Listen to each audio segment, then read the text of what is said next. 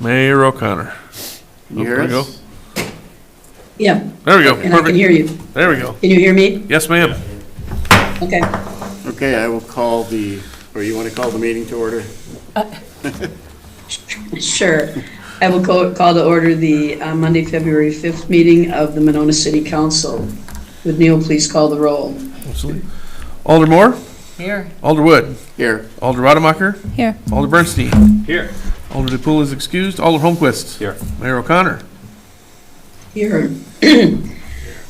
Before I'll let Doug lead the pledge in a minute. I just wanted to explain, as at least some of you know, I've been out of the country on a trip to Vietnam for the past 2 weeks and returned late yesterday and have a terrible cold, which so far is not COVID, but anyway, I thought I'd better stay home tonight. So Alder Wood is going to be chairing the meeting, and I'll be participating as, required, as I need to, if I want to make a comment. He will still be allowed to vote.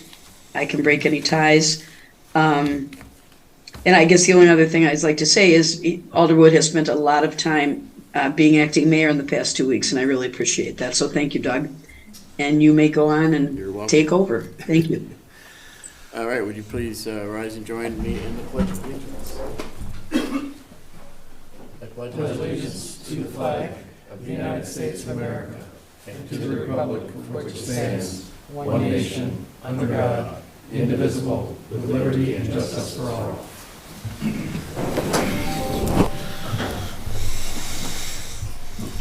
we have minutes? Okay, we don't have the minutes yet, so we'll skip that. Under appearances, there's proclamation of Black History Month. Did you want to read that, Mayor, or you want me to?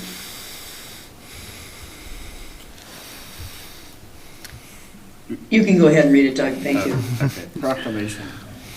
Whereas Black history is a critical part of American history, and whereas Black history is an inspiration to all citizens and reflects the triumph of the human spirit and the hopes of everyday people to rise above both prejudice and circumstance to build lives of dignity, and whereas the United States has recognized Black history annually since February 12, 1926, first as Negro History Week, that encompassed the birthdays of Abraham Lincoln and Frederick Douglass.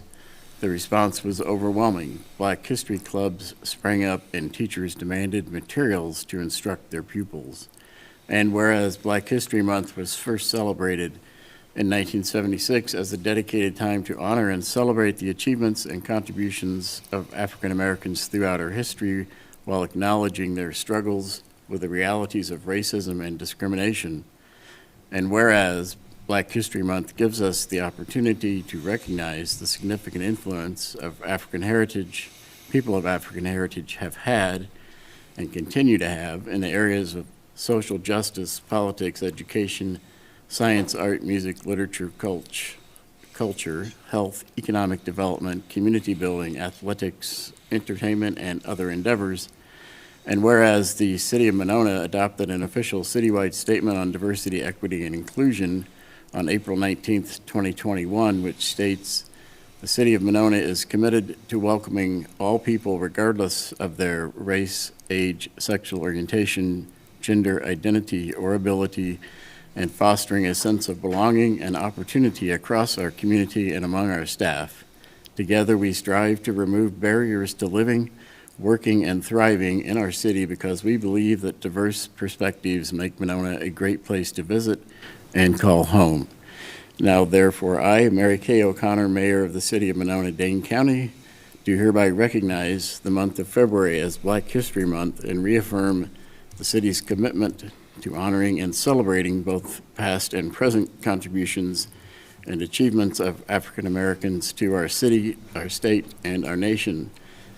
Signed in the City of Monona, Dane County, Wisconsin, this 5th day of February 2024, Mary Kay O'Connor, Mayor.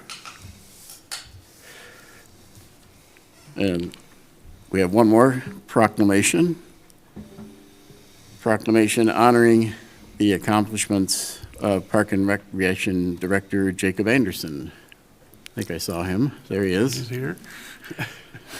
Whereas Jake Anderson has just completed 16 years of service as the City of Monona Parks and Recreation Director, and whereas Jake Anderson has been a Parks and Recreation professional and a member of the Wisconsin Parks and Recreation, WPRA, for over 20 years and served as WPRA's Park Section Pre-Chair, Chair, and Past Chair from 2015 to 2017, and on the WPRA's Board of Directors from 2019 to 2021, and as WPRA President-elect President and Past President from 2019 to 2021.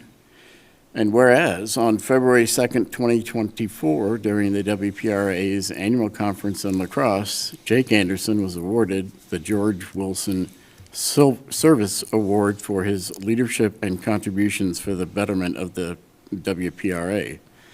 And whereas George T. Wilson, for whom the George Wilson Service Award was named, served in various roles with the Milwaukee Public Schools for 40 years and oversaw the Division of Municipal Recreation and Adult Education from 1967 to 76, was a founding member of the WPRA and a true pioneer in the Parks and Recreation field. He was instrumental in the development and implementation of therapeutic recreation services in Milwaukee and believed in the importance of providing equal access to parks and recreation services to all, regardless of ability. And whereas Jake Anderson has also championed the concept of providing equal access to parks and recreation services to all in the city of Monona, and whereas over his 16 years as Park and Recreation Director, Jake Anderson has expanded his department and helped transform the Monona community by creating new recreation programs, activities, and special events for people of all ages. Under his tenure, Monona has seen the addition of popular special events such as the annual Fall Festival, and Halloween Spooktacular, summer beer gardens and food cart cinemas, kids after school, and summer camp programs with a focus on health and wellness through physical activity and exercise and wellness classes. And whereas Jake Anderson has worked to make Monona's parks accessible to everyone by updating park shelters, boat launch sites, and playgrounds, and enhancing opportunities for the community to enjoy and access Lake Monona through accessible paths and observation decks, family-friendly beaches, and racks to store canoes and kayaks. And whereas Jake Anderson has been and remains a transformative figure in the past, present, and future of the Monona community, now therefore be it resolved that I, Mary Kay O'Connor, Mayor, and on behalf of the City Council, hereby congratulate Jake Anderson for his recognition by the WPRA and thank him on behalf of the Monona community for his tireless dedication to making Monona a great place to live, work, and play. Signed in the city of Monona, Dane County, Wisconsin, this 5th day of February 2024, Mary Kay O'Connor. Applause is okay on that one.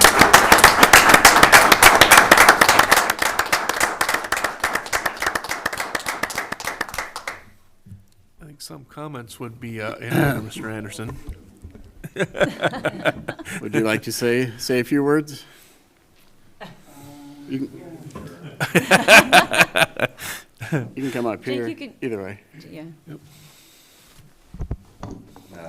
16 years goes faster than you think. Don't blink. Part of my speech at the conference accepting the award was acknowledging the colleagues that I've gotten to work with over the years, and certainly this city staff and this iteration of department heads is some of the finest that I've gotten to work with in my career over the last 20 years. And we do things a little differently in Parks and Rec, and it's not always the same across departments.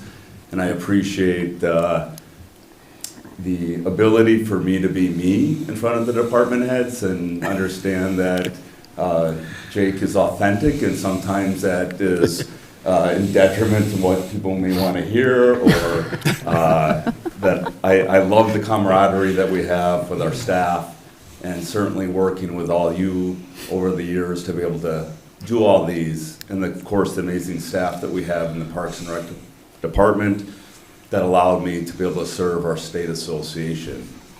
Professional development is an awesome opportunity for employees to improve their skill set and to network with other colleagues across the state that with similar positions. And a lot of our great ideas that we've implemented in Monona have come from our participation in our state association. So certainly appreciate the honor. It's been really humbling and nice to be able to share it with my team up in the great city of La Crosse, where I spent a lot of my formative years at college. But glad to be back, and I'm looking forward to continue to serve this community. So thank you. Thanks, Jake.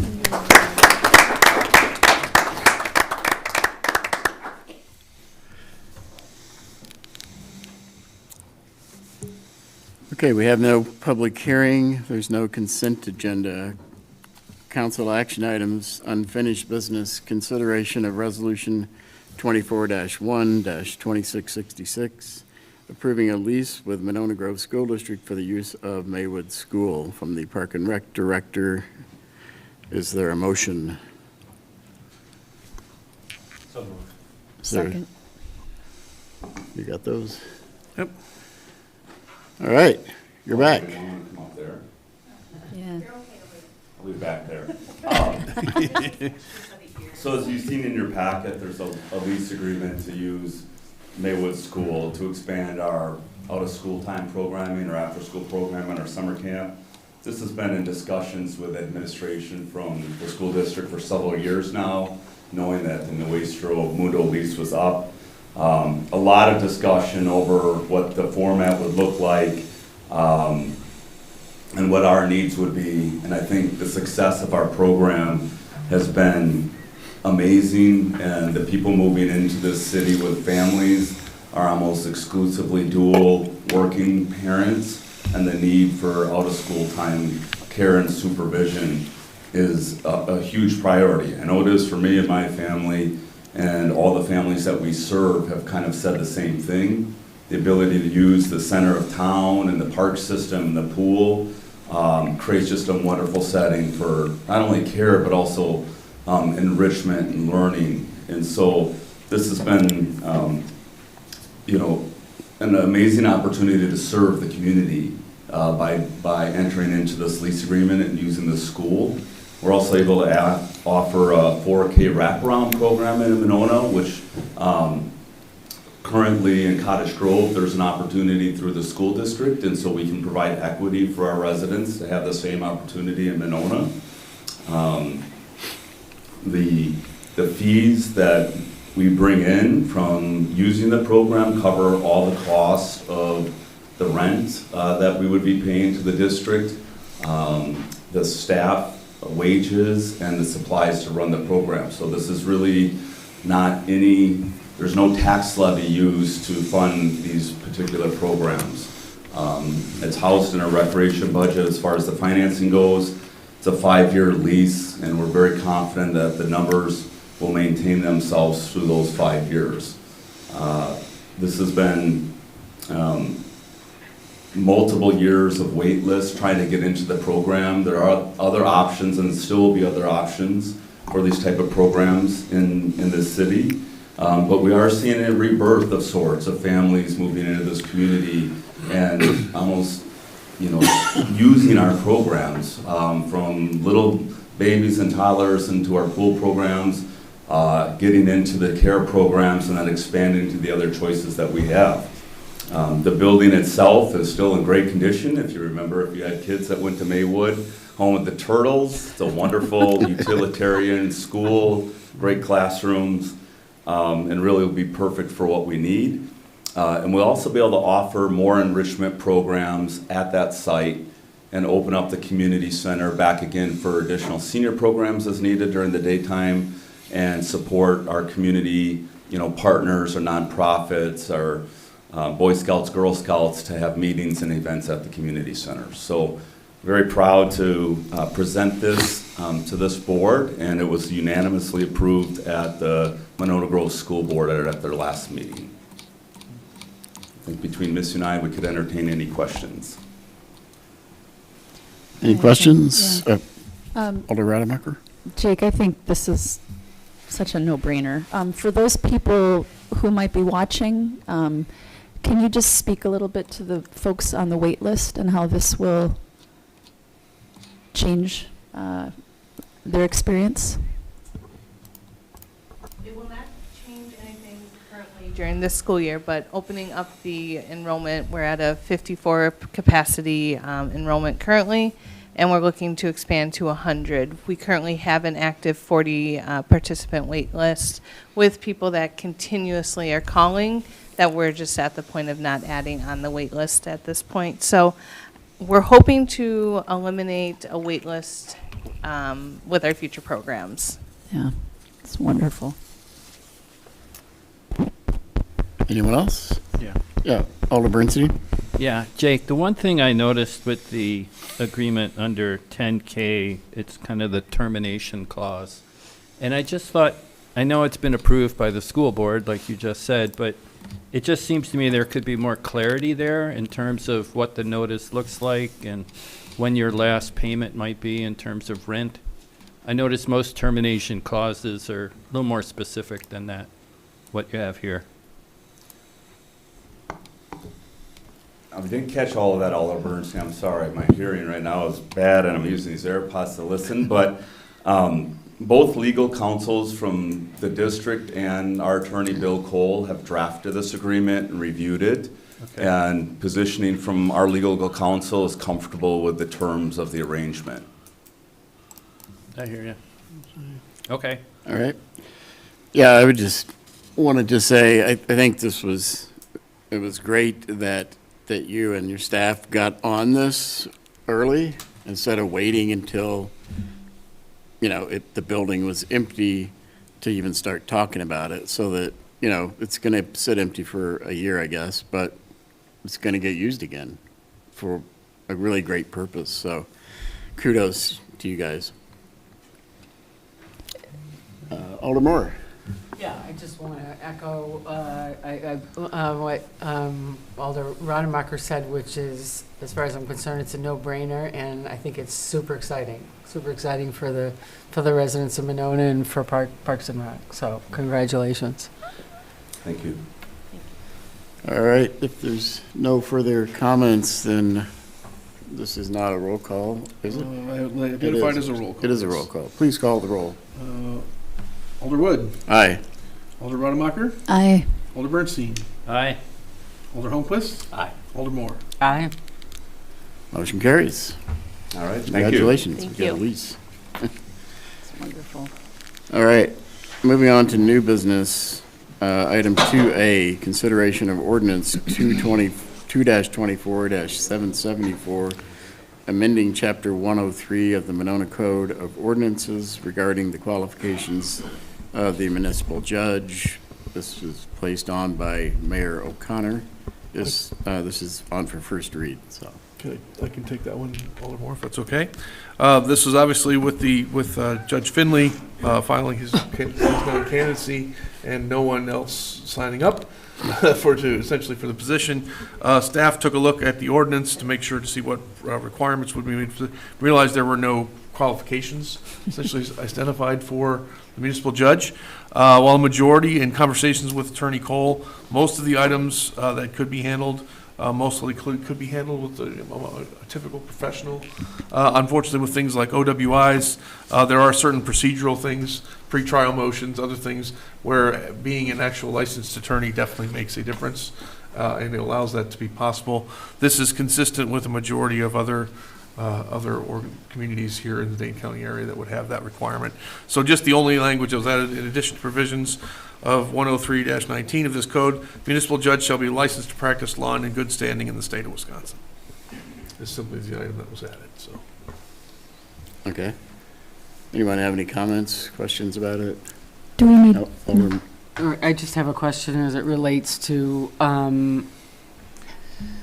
it just seems, unless there's some reason why, because this is ordinance related, we can't take it out of order? I'm just I was just gonna wondering say that. if there's a, Yeah. if it would be helpful to take it out of order, given that we're Right. plowing up against election. We could do that. I move to take this out of order. Is there a second? I'll second. All those, Alder Humphist.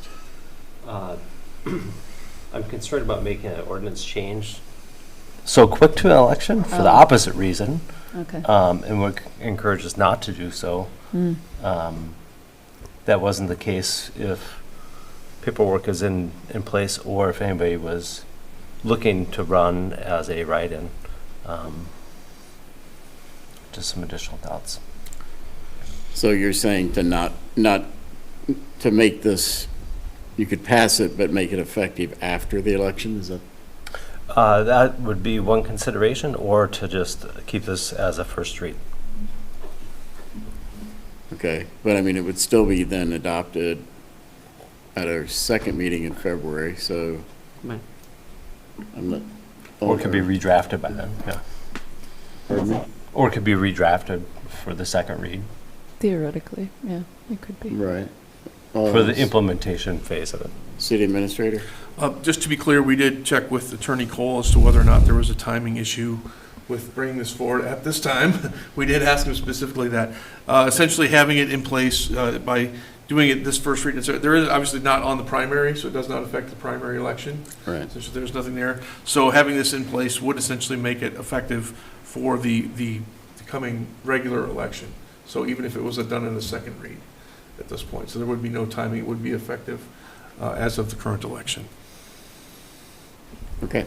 Well, we have a motion to suspend the rules on the floor. Is, all those in favor say aye? Aye. Aye. Aye. Any opposed? Nay. One nay, the motion carry. Oh, sorry. Two nays. Alder Bernstein also. Motion carries 3-2. Is there a motion? I'll move. Is there a second? To, what is, This is, so we just voted to take it out Out of of order. order. This is Right. to, whether This to is adopt it or accept not. the, I will second so that we can discuss. All right. And my question is, what is the harm, Alder Holmquist? Maybe I'm not understanding, and I want to give you the opportunity to explain. Thank you. No, I don't think there's necessarily harm. Okay. I'm curious, City Administrator, you indicated that Attorney Cole, it almost made it sound like you were referencing that he was encouraging this to be brought up now versus later. He simply said that there's, in order of getting this in effect, so it would be in effect, as long as it's done prior to the pending election, that it would be applicable to this coming election. It's because we have no active candidates for the position, So other than a potential write-in candidate. my understanding is the way this came about was the deputy clerk apparently was looking at the statutes and the ordinances and realized we didn't require a license to practice law, which most communities of any size anyway do. And I think that was brought to the mayor's attention, and then it got onto the agenda. So, I had some of the same questions, or the question about can we do this now that we're, the time has passed to get on, file nomination papers, but since nobody did, and there's no candidate who's come forward who's not licensed to practice law, we're not, Right. we're not disfavoring anyone who's shown any interest in the position by going ahead and adopting it. It certainly seems like a good idea. To me, I agree. I know there, historically, and I think there still are some places that have lay people as municipal judges. But as the city administrator said, they do run into problems with the more complex things that, like an OWI that goes to trial, and then they have to, make rulings on evidence and so forth. So I think it's certainly a good idea. I also have heard that there is now a candidate who has registered as a write-in candidate who Mhm. is an attorney. That is correct. Yes. So, anybody have anything else? Alder Holmquist, and then Alder Moore. The current qualifications would indicate that they got to be a current licensed person to practice law. It wouldn't necessarily open it up to anybody that is retired and maybe is no longer upkept their license to practice law. I'm curious, in some of our previous individuals that have filled this spot, I think they have been individuals that have been retired. I'm not sure Yeah. if an active license is what we're seeking or not. So I could speak to that since I've been both. I think I think as far as I know, Judge Finley was still licensed. Yeah.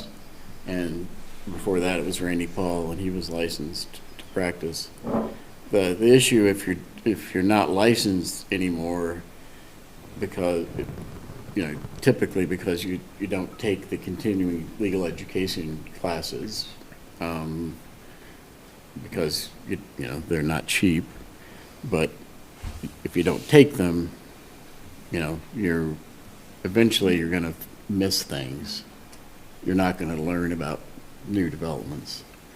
And so, I think if we're gonna say they have to be an attorney, then they probably should be in good standing. Yeah. Alder Moore. Yeah, so, just as it relates to the registration of a write-in candidates, plural, can somebody register to be a write-in candidate or at any time before the election? Or is there a time frame for that? I certainly need to defer to Clerk Hauser on that, but my understanding, there is, I think at some point, there isn't a requirement to be a registered. There is no There is no requirement? requirement. They could be, Okay. there is certain, obviously getting included in publications and other things, certainly notices, there is certainly some advantages to a candidate to register as a write-in Yes. candidate, but it is not a requirement. So my understanding is the election workers won't be required to count the ones that, if it's not a registered write-in candidate.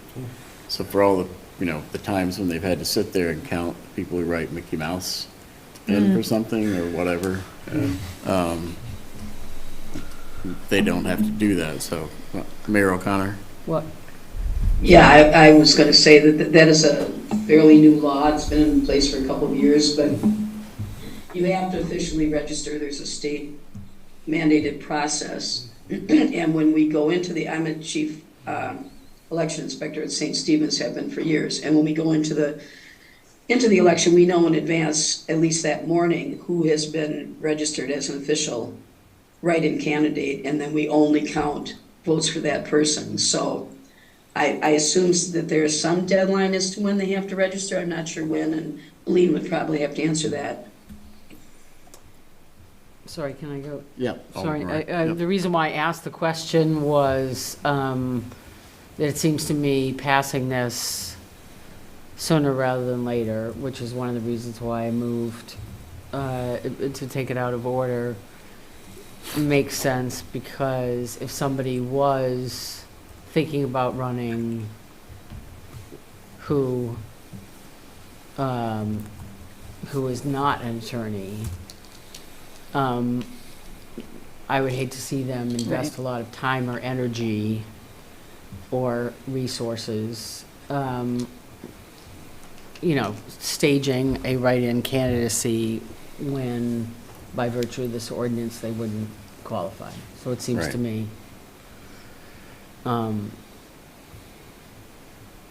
it would make sense not to have somebody go through that.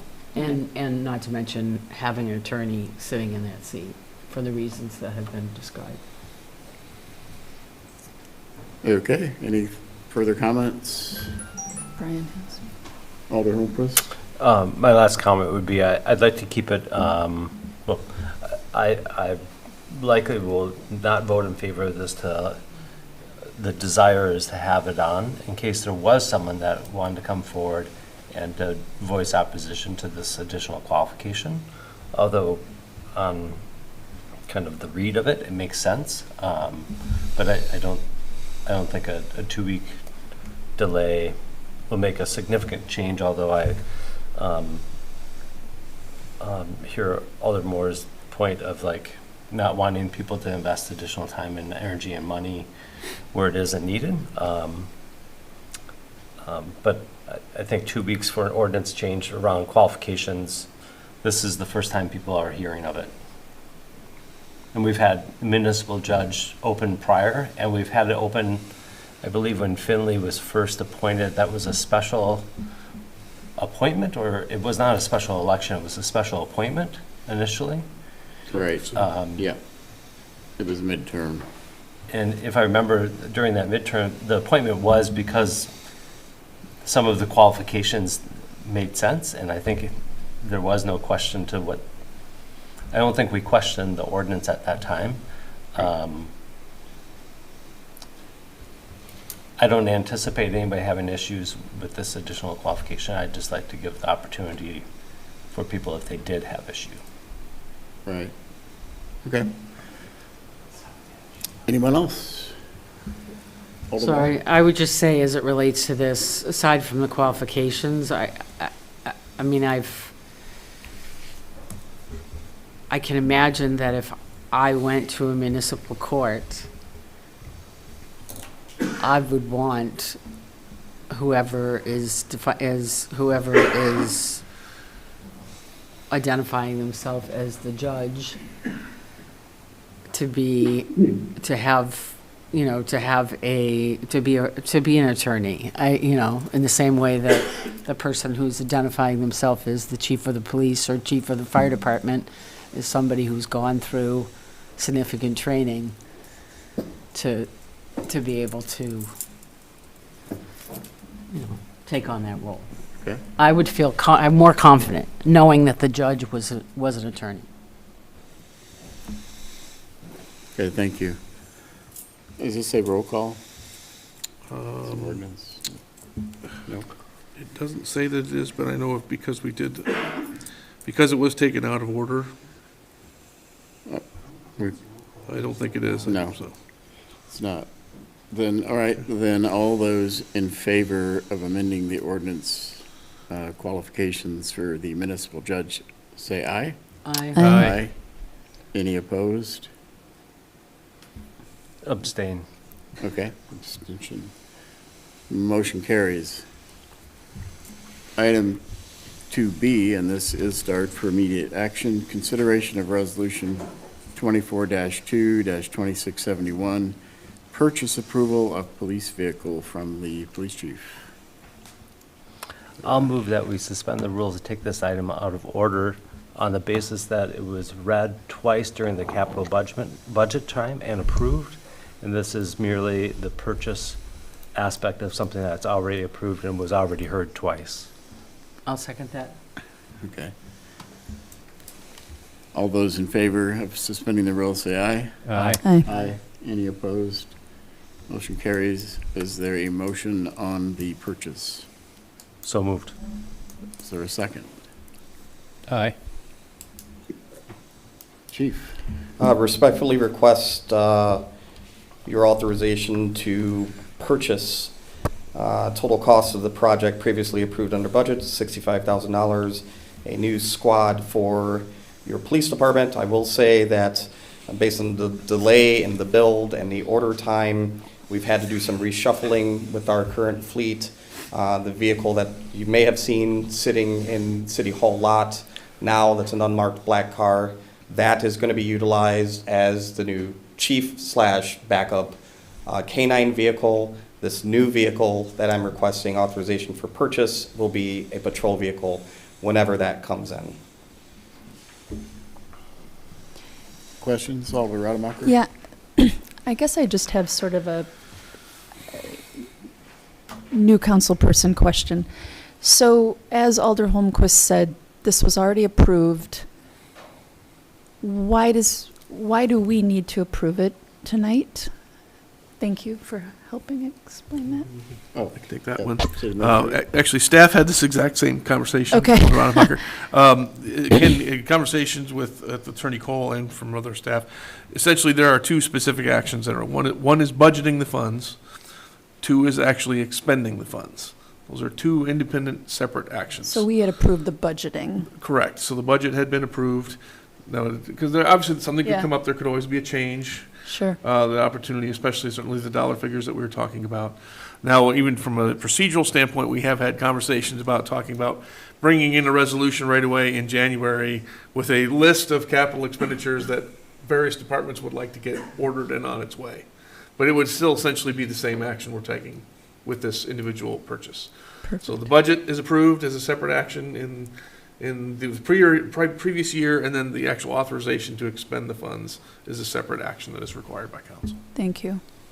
I can see how some people might say, oh, this is just an example of government being inefficient, but on the other hand, I think it's really an example of being cautious with taxpayer money, so thank you for that explanation.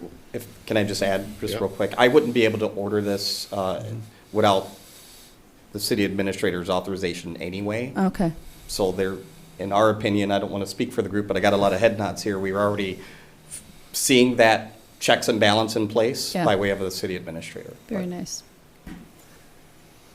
Right, I think we do authorize city administrator to expend, is it up to 15 or 25,000? I think it's 25,000. 25. We can change that.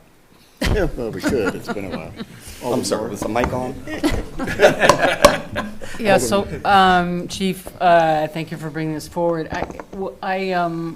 As the person who's been beating the drum, for better or worse, on hybrid and other vehicles over the last few years,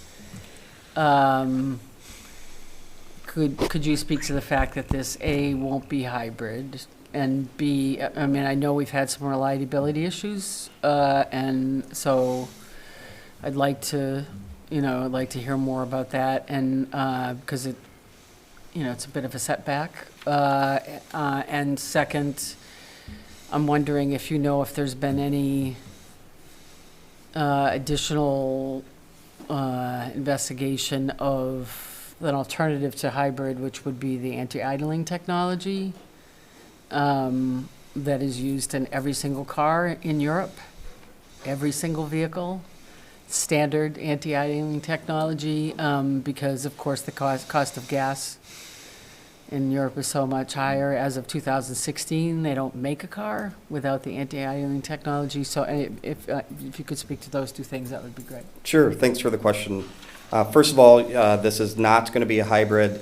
I specifically asked to temporarily withhold from building hybrid vehicles based on the technology and the reliability aspect. The hybrids currently in place are still going into limp mode when the officers are having to go to emergency calls. Limp mode, in essence, drops the power of that vehicle so that they can, it's traveling down the road like a golf cart, right? So it's an idle mode, and it's creating, number one, confidence issues in our officers when they take these cars out because their own lives depend on it, but also the lives of folks that we're trying to save and protect. But number two, Ford, or at least the dealerships here, can't really figure it out. So much so, Alder, that I just got word literally today by a representative who's at the Wisconsin Chiefs Conference in the Dells that said that Ford has officially announced they are no longer making in 2024 the hybrid engines for these vehicles. So good thing we haven't been ordering them, because Ford, I think, is trying to sort it out. Please do a ride-along. You will see that we respect our vehicles, but they get a lot of, we run them how we need to run them, and they're run very long hours of the day, and they take a lot of abuse, for lack of a better word. And the hybrid technology from any manufacturer has really not stood sort of the level of wear and tear that these cars take. Great. The idle technology, there's actually a typo. It's not a 3.5 liter V6. It's a 3.0 liter V6. That's a turbo EcoBoost engine that Ford utilizes and the one that I'm asking for will be the same. They have the start-stop feature, so we actually had a gentleman that thought we were remote starting a car out in, from our office in the lot, when it's just the start-stop feature where the engine shuts off when it's in idle mode, it runs on auxiliary battery, and it kicks back on when needed. And all of that is, we don't have the capability to turn that off like some private vehicles do. That technology stays on the whole time. Okay, great, thank you. All right. Any other questions? Is this a roll call? I have this marked as a roll call, sir. Would you please call the roll? Alder Holmquist. Aye. Alder Moore. Aye. Alder Wood. Aye. Alder Rademacher. Aye. Alder Bernstein. Aye. Motion carries. Okay. New business item B, consideration, or excuse me, C. Consideration of Resolution 24-2-2668, approving an intergovernmental agreement for the conveyance of sanitary sewer facilities from the Public Works Director Stefani. Thank you, Alderman. This item appears tonight for the first reading. We are at Public Works Committee this Wednesday, and then back here for the second reading on February 19th. This is an intergovernmental agreement drafted by MMSD, reviewed by Attorney Cole, and he did not see any issues with the city approving the intergovernmental agreement. In 2013, MMSD installed a new interceptor sewer. It ran down Cops, went west on Broadway, and to their new pumping station, Pump Station 18, behind UW Health. They abandoned a 48-inch sewer line. They put an 8-inch sewer inside that and encased it in concrete. That 8-inch sewer at 75 feet long serves 3 Monona properties on Broadway. Since 2013, because this main only serves Monona residents and businesses, our staff began maintaining this line. Since 2013, we've televised it, we've cleaned it, and we've been treating it as our own. So this intergovernmental agreement is basically tying up loose ends. The 3 properties do discharge into the new interceptor sewer. So there's no money involved with this. This is just strictly maintaining ownership and cleaning it and televising it from here forward. So, any questions? Alder Bernstein? So the interceptor that we're considering transferring is 10 years old. What is the life of the pipe, and would we be on the hook for replacing that line when it needs replacing? So the 8-inch main, it's 75 feet long. It's encased in concrete. So there's a good chance this thing will last more than 100 years. Oh, So there you go. It's not gonna fail us. Good. So Okay, thank you. Anyone else? Well, I did have another question. Go ahead. On one of the maps I saw, there was an abandoned sewer that ran through that property where all the mobile homes are. I saw it on one map. It was a squiggly pink line. Does that? Yeah, kind of. I'm just kind of curious what that's about. well, if there was a map that was provided with the intergovernmental agreement, and the map on the very last page, that goes into the vacant property, that is actually still live, and that will be used with the development that's currently happening. Okay. Okay. Good. Thank you. Yep. But that's ours. That's ours. Yeah. Yep. Okay. Yeah, it's a red line, and it says abandoned sewer on the map, attachment A. But it's not abandoned, you're saying? You, This map here. Page 28. Yeah. is this the one you're referring to right there? No, here. Oh, that one is abandoned. I thought you were referring to this one right here. Oh, no. Yeah, it's a red line on Yes, that attachment red A line is page. abandoned. Yeah. Oh, no, yeah, you're on the same map. So that's ours too. That red line is abandoned. Yeah. The one to the east It's, I believe, green on your map. Yeah. That is live.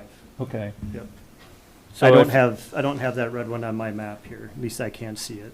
Okay. Okay, I can talk to you about that later. Thank you. All right. Thanks, Dan.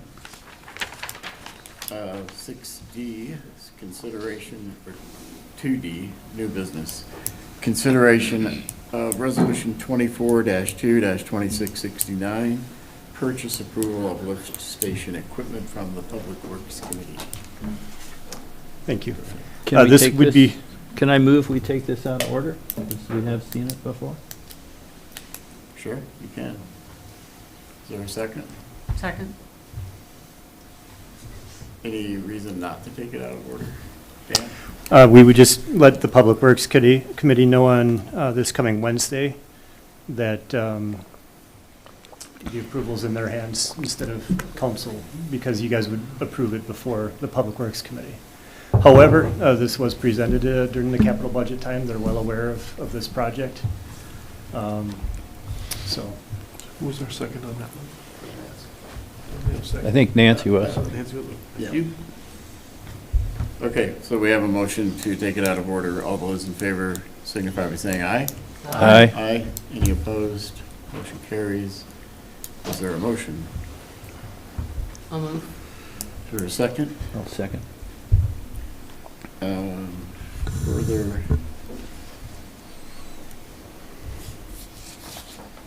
Further discussion, or Dan, did you want to talk about this? yes. Okay. We did bring this through the process, the capital budget process last fall. It's the Midmore and Winnequa Road Lift Station Improvement Project. There's two components of the project. This is the equipment purchase, and then there's also the Public Works construction portion, which we'll be bidding later this year. I did hand out, just so you get an idea what a submersible pump looks like and what the valve box looks like. The handout you have before you. So this is, the lift stations are about 80 years old. The equipment, we can no longer get replacement parts for, so we're in essence replacing the entire pumping stations with a modern submersible pump station. In the handout on page 4, you see that green pump. That's the submersible pump, and we're buying 4 of those. And that will move the wastewater to MMSD. The very last page, you'll see the valve chamber box. It's a 1-unit purchase on a concrete slab that sets right over the wet well.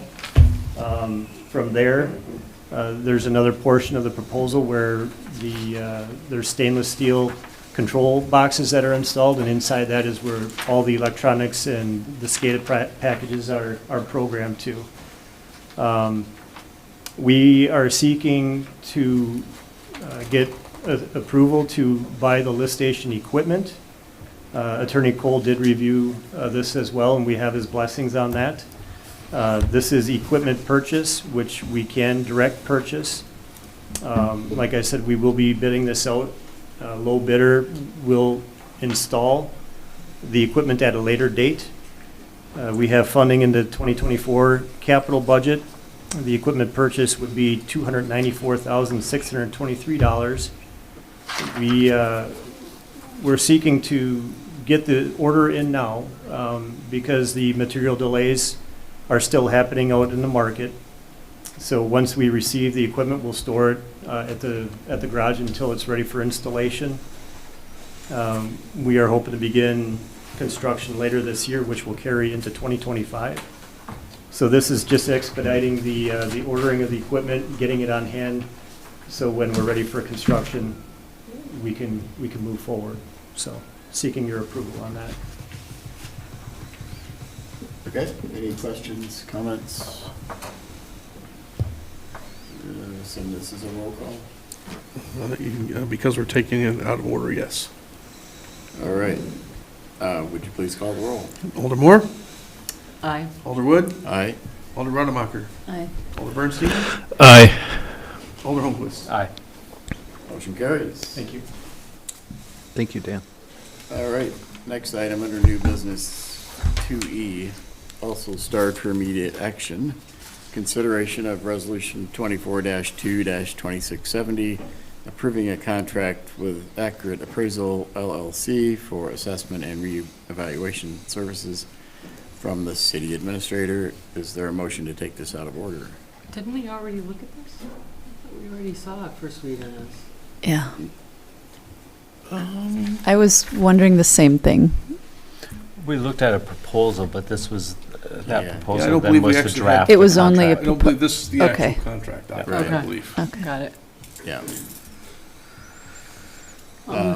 Did we get a motion? I believe so. I'll move to take it out of order if we haven't. I don't think we have. Is there a second? I'll second. All in favor of taking this? Hang on, Doug. No, sorry. Is there some reasoning why we need to take it out of order?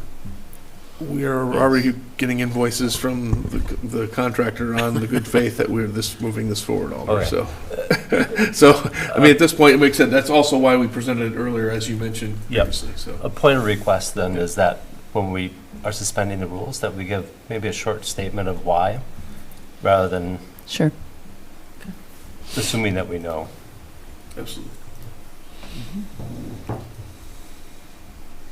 Okay. And I appreciate that also, Alder Holmquist, for those that are watching who may not anticipate a vote happening tonight, so thank you. Yeah. Well, it seemed appropriate.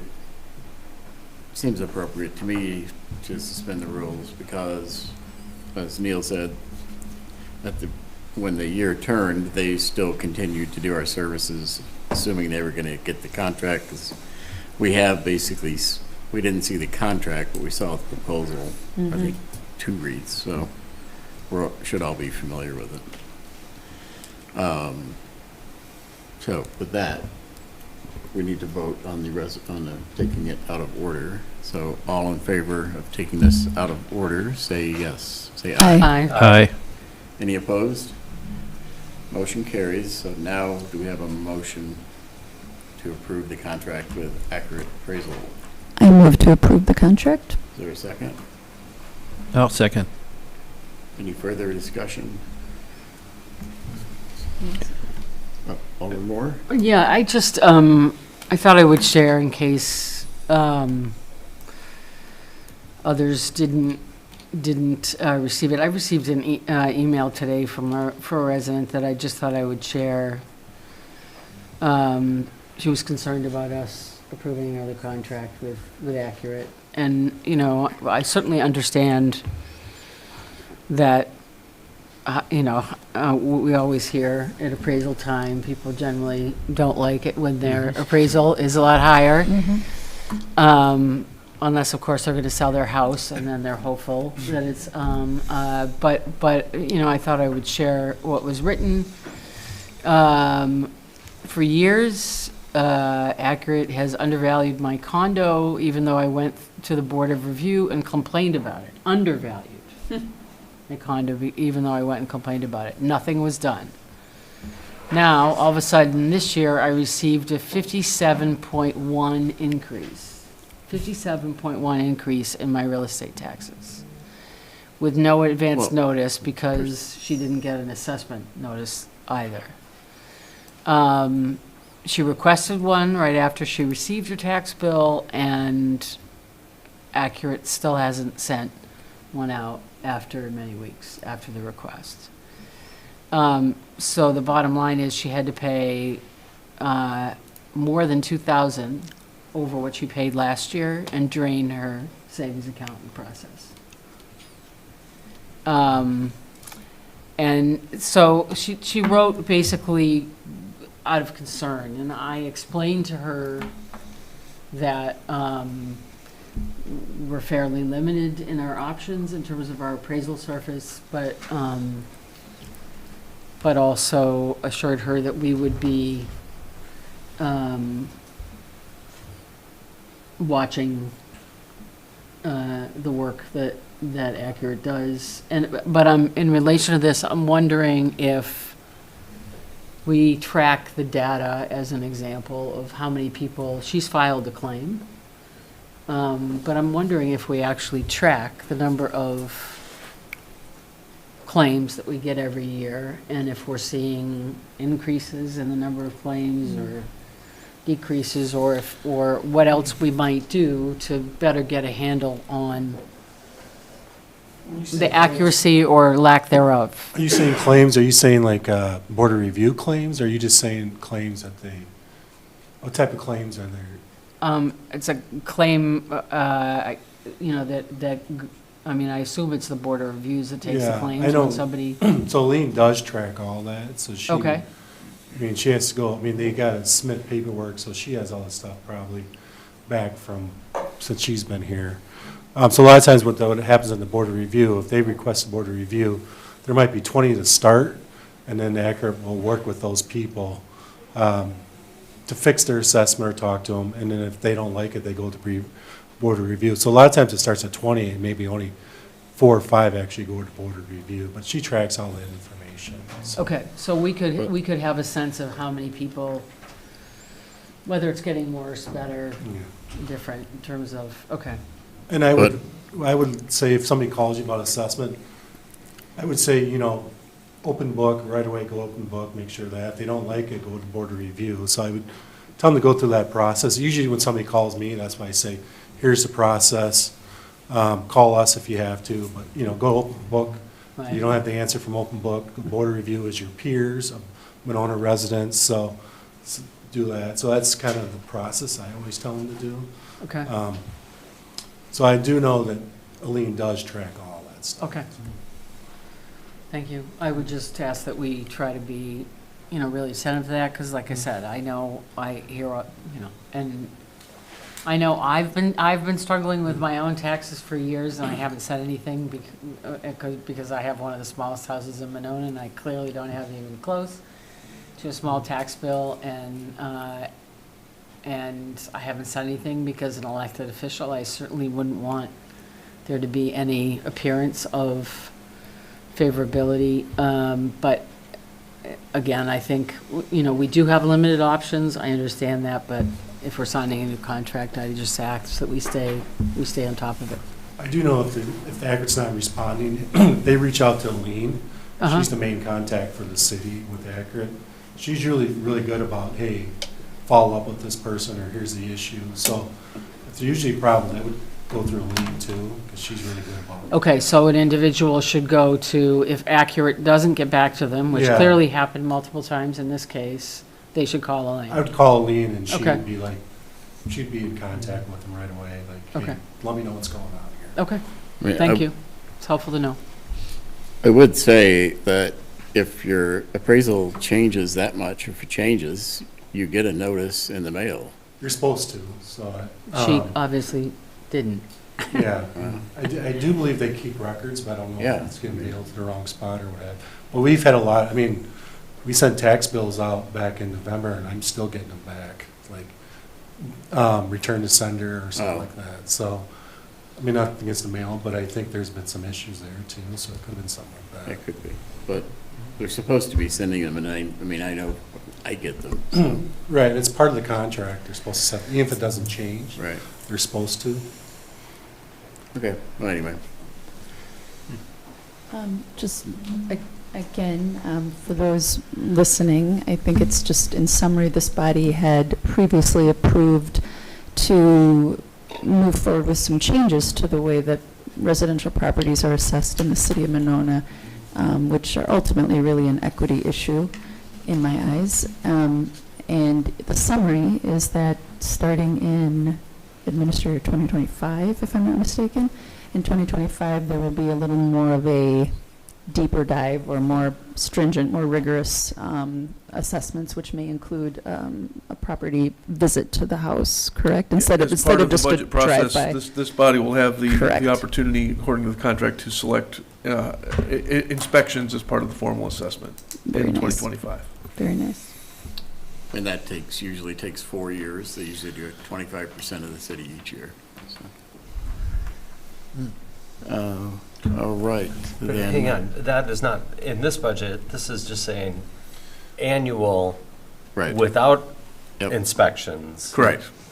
for 2024, it is essentially the same level. And beyond, unless there's a budgetary Correct. addition. This body would have to Yeah. take action Yeah. to move forward on But that, yes. I don't want anybody to be confused saying that we're going to be doing inspections next year. We have no idea. It would have to be budgeted for an additional 52 beyond the base rate. That's correct. Well, yeah, I mean, it would have, more than likely, the referendum would have to pass so that we would have the funds. And I think that's part of the ask, anyway. All right, then would you please call the roll? I can do that. Yeah. Roll Okay. call. Alder Rademacher, Aye. Alder Bernstein, Aye. Alder Holmquist, Aye. Alder Moore, Aye. Alder Wood. Aye. Motion carries. All right, now we go to the fun part. Item F, discussion and direction on priorities for 2024 referenda planning from the Finance and Personnel Committee. Finance and Personnel we talked about it. We didn't make any changes, partly because it was just the mayor and I. Alder DePula wasn't there.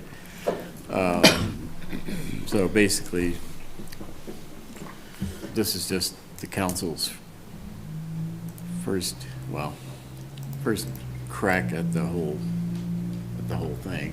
So, City Administrator, you have a memo on page 75. Is that where you wanted to start with this? I think that would be just as good a place as any, sir. Let me see if I can get somehow I lost my ability to get my.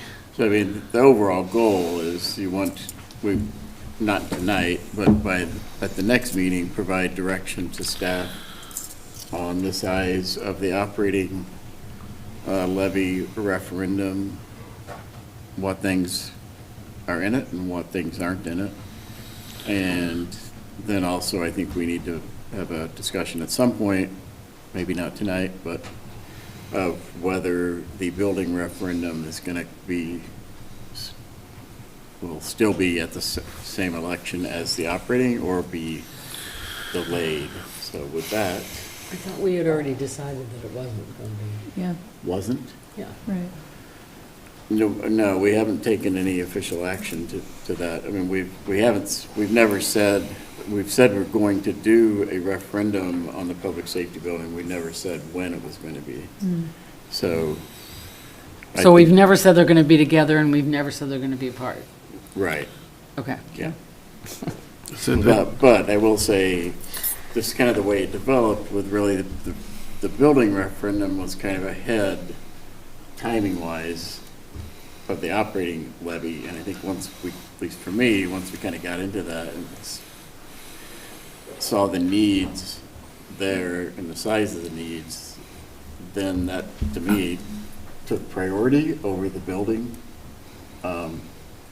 Because we really need the operating levy referendum to pass.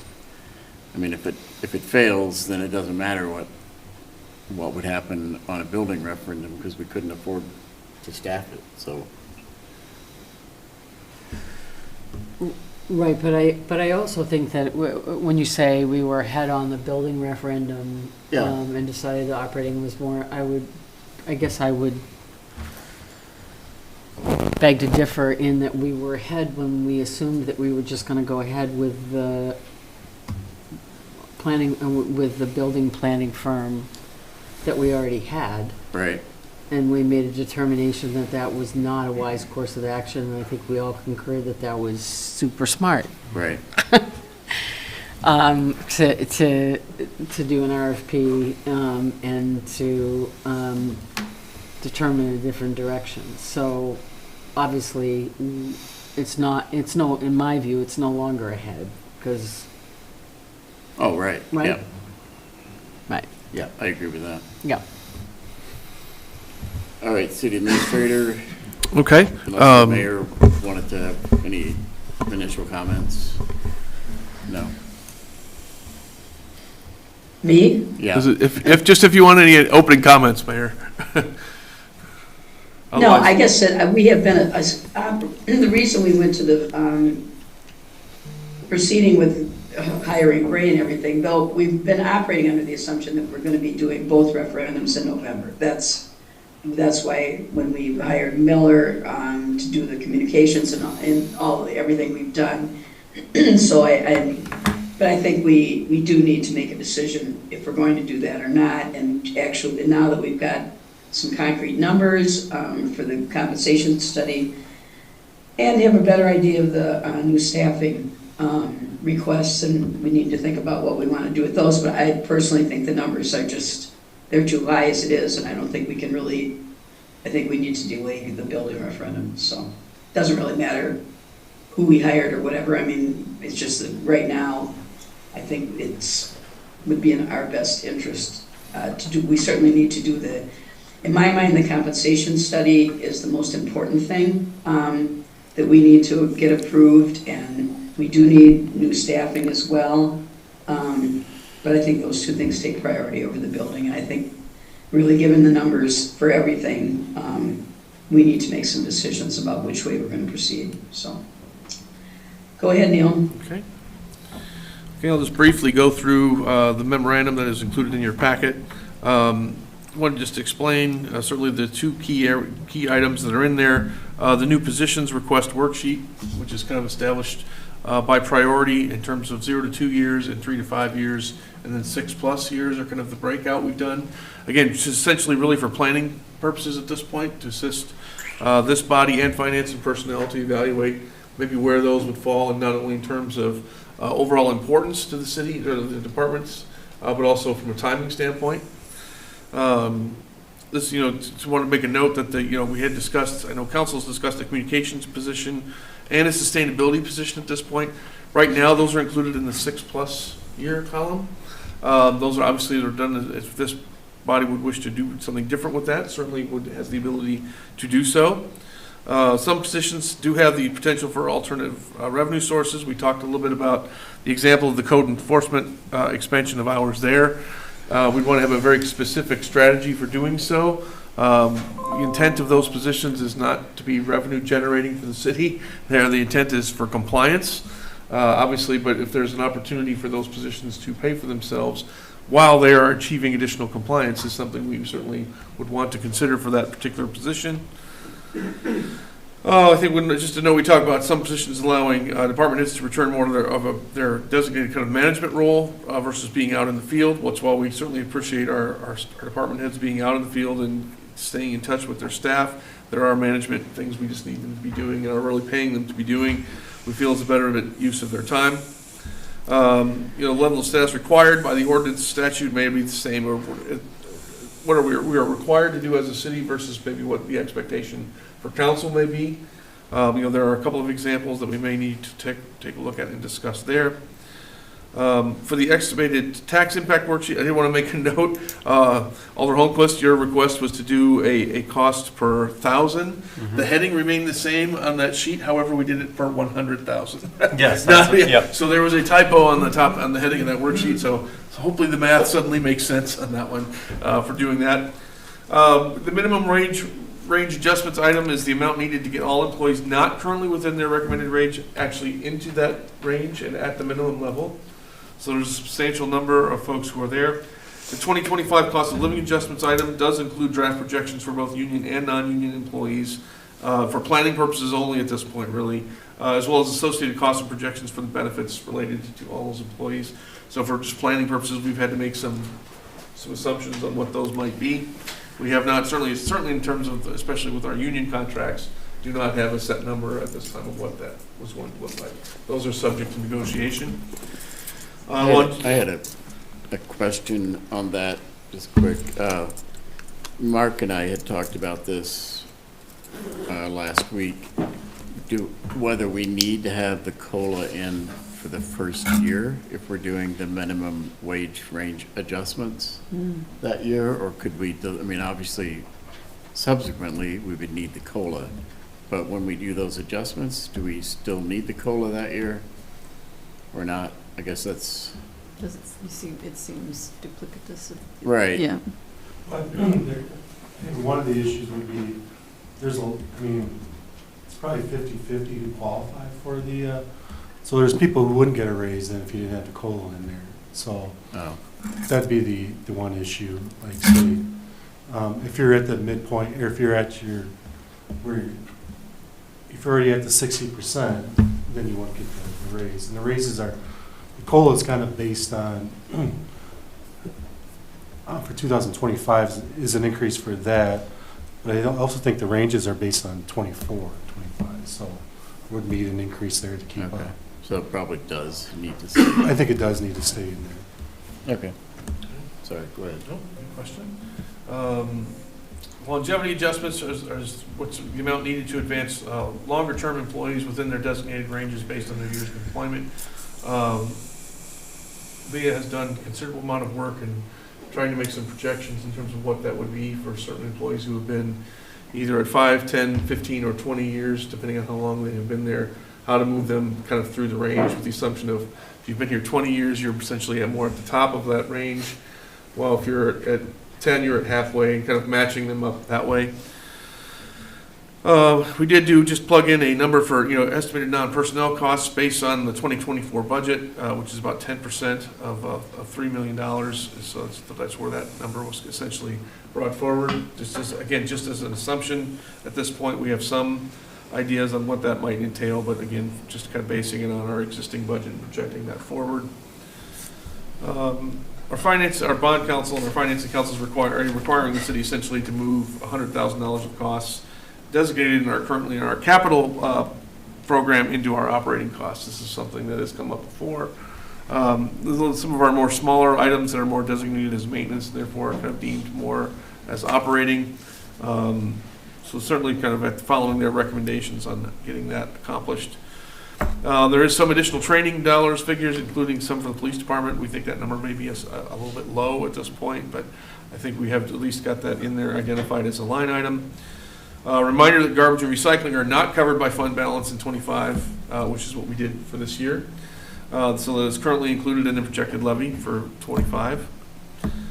We have additional IT expenses, largely due to increased software subscriptions, which I think we remember talking about during the budget process. New employee costs can be adjusted in terms of the actual previous table we talked about if they're wanting to move positions either down or up on priority. We certainly have the ability to do that either now, certainly on the fly if we had to, or between meetings if there are some certain scenarios that alders would like us to try to make adjustments to that. And then we did have used the capital referendum is just using a preliminary estimate of $40 million for planning purposes.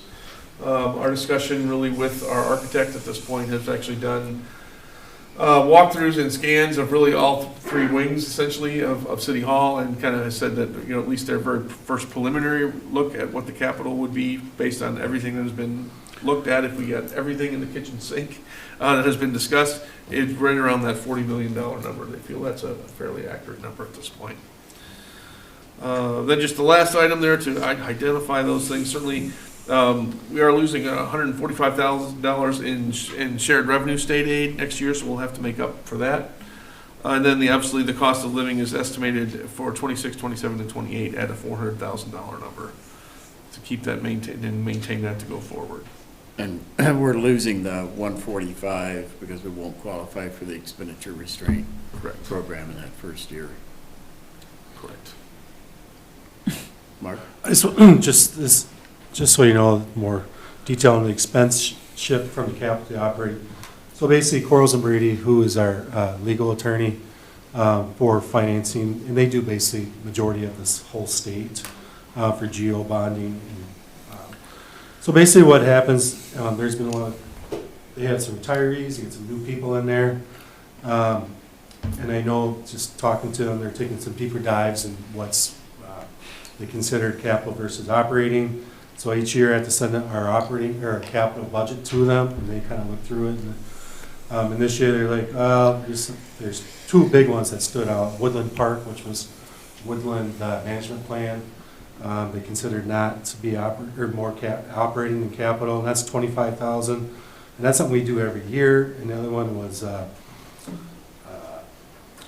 shelter staining, which is considered to them more operating and not capital at all. And then there's some, in the future I see some painting and things like that.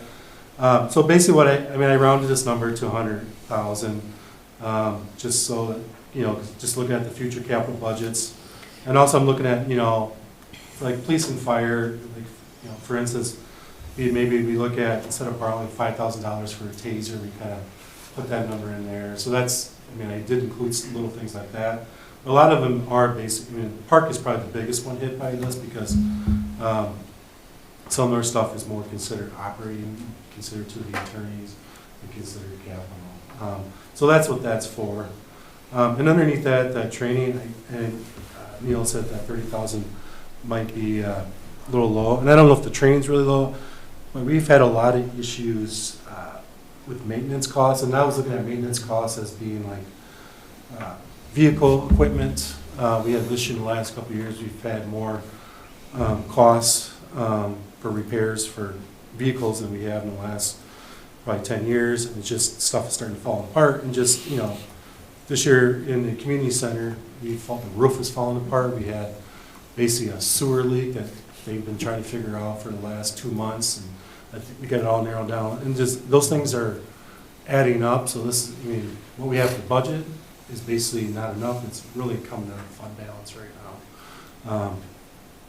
So this year we had a little bit extra interest income. Otherwise, we wouldn't be able to cover some of those expenses this last 2023. So that's why that's there. And that 30,000 is probably too low. But we want to start somewhere, and we want to make sure we can get this approved. And then, like Neil said, the 300,000 for operating costs, non-personnel. So basically, each year we did probably the last 10 years, we barely touched non-personnel costs. So basically, what ended up happening is 1% or less than 1% of net new construction. It's usually like, okay, we'll adjust the personnel costs because we have salaries requirements for unions and the rest of the non-reps, and then you have health insurance. Wisconsin retirement has been going up. So really haven't touched none of these personnel costs. So what's happening with the inflation is the budget, if you look back the same number 6 years ago, it's kind of been the same number for a lot of those expenses. So you're getting less with supplies and you're making it work, or they're just going a little bit over budget because of those issues. So I think that's why I just used a gauge number at 10%. Is it enough or not enough? It was my best judgment on that, so that's where that came from. Just because we haven't touched that non-personnel in years, and it needs to be fixed. I guess on the additional training and maintenance costs, I would like to see that split in two, so we know how Sure. much is for training and how much is for maintenance, because I know we need to spend more Right. on training. I know the police department definitely needs it. I think they have 8,000 in their budget, and I suspect that that's, training is always one of the first things to get cut. Right. And, which works in the short term, but not the long term. So I would, just kind of break those out. And that's one of the things they did cut. I know since Wally's been here, they would always, that's where they had to cut. A lot of times was the training. They try to combine it with other agencies. A lot of times that doesn't work anymore. So they'll do something with Dane County or some other stuff to try to, make it cheaper or something like that. But, I think we need to really start looking into that. Okay. So before you go into, I just wanted to note before you talk about the new positions, that right now with all the things that we've gone through, the compensation related items, the other personnel costs, the non-personnel, the contracted services, that's up to $509 on the average home of $377,000. So that's where we are. So just to clarify, Alderwood, so Yeah. you're saying that that figure you just cited does not include New New position. positions. any new positions? Right, the new positions would add, well, you can see it there, 158 for the priority and 70 more for the next near-term positions. So 228 in new positions. we did talk about at finance that's, some of these are items that they're not gonna happen in year one, or maybe even year two, after the referendum passes. So we asked at finance to maybe have eventually sort of scale that out to the future, like how much do we need in year one, year two, year three? Because if we can ask for, X dollars the first year and then Y dollars the second year and so forth, I think, we're allowed to do that in the referendum process. That might make it a little easier to swallow, and we wouldn't need, we're not going to need all that money in year one. So, anyway, Aldermore? Yeah, I guess I was actually about to ask if we were just going to have a lump sum as a referendum, because for me, it just seems, I mean, every referendum I've ever seen from the school, as an example, it's been, we need $3.5 million to operate, right? Whatever their last number was. And I could see a not to exceed number, but it just seems like spelling it out by year is a bit of what I refer to in my business as getting into the weeds that would confuse people, rather than, and require a hell of a lot more communication for people to do, and I could see people saying, well,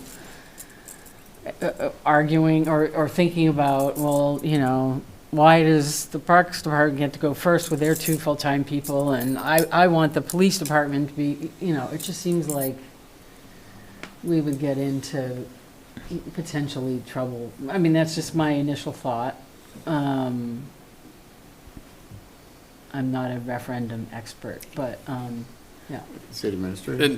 And to your point, Aldermore, that is absolutely exactly what we would be working with Mueller Communications on. Exactly Right. how we would phrase and structure that.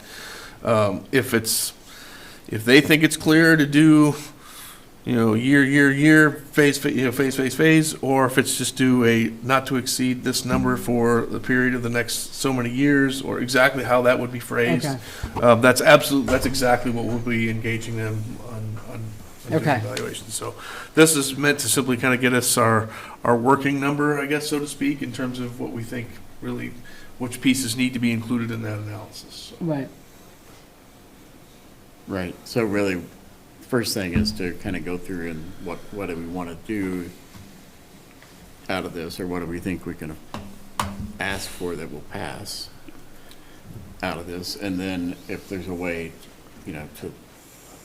to structure it that makes sense, that's a discussion for later. Yeah. Aldermore? Yeah, so I was just going to say, obviously, or maybe not obviously, I am completely in favor of compensating our staff appropriately.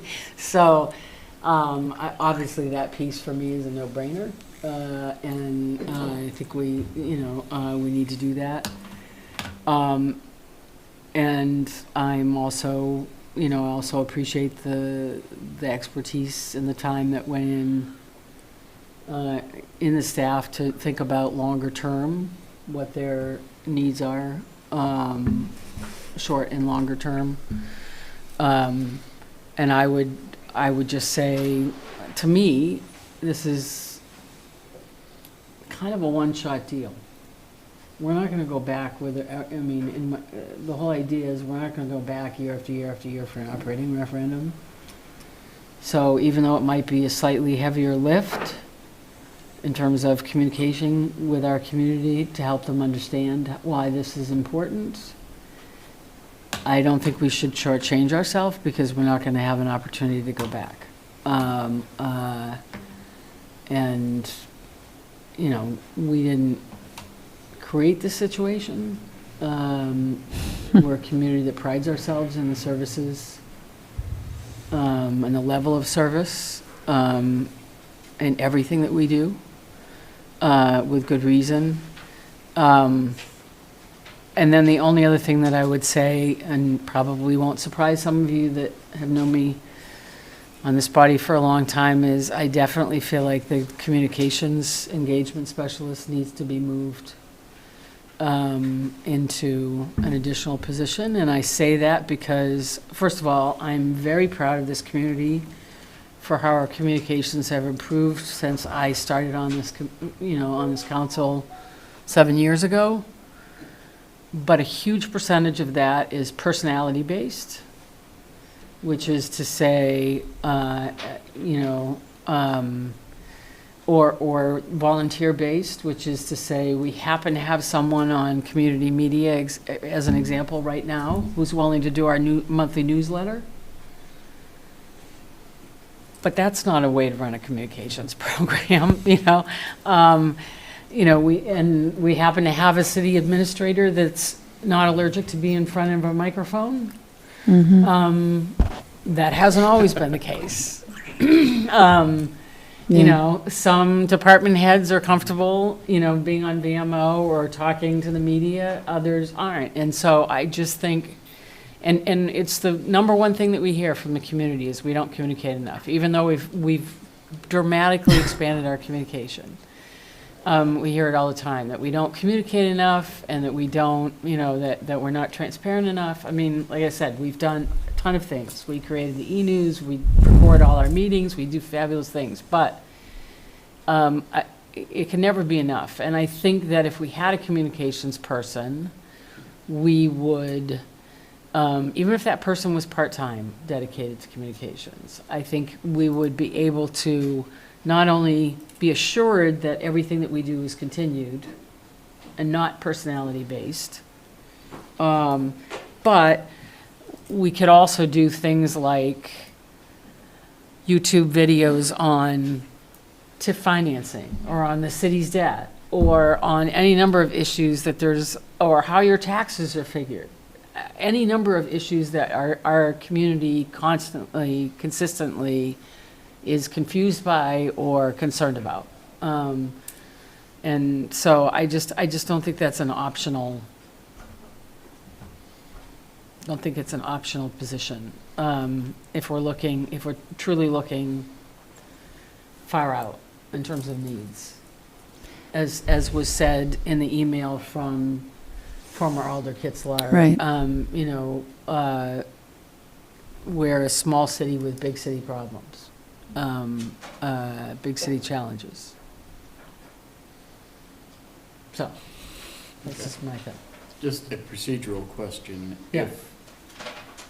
If an alder wanted to change any of this, as it's laid out, like what was talked about for the positions, that position now is in the long-term evaluation. If they wanted to move it up, they would need to make a motion at the next meeting. Is that the plan, I or? think that would probably be the best way, just to kind of keep track of any changes, to work from it. Yeah. And obviously, even finance and personnel technically hasn't made their recommendation Right. yet. So that would be the other opportunity, is if finance and personnel wanted to move something around prior for coming back to council again. Okay. Did you want to go through the positions? Do we? Well, I mean, I guess, that's certainly to this body. Would you like to go through them?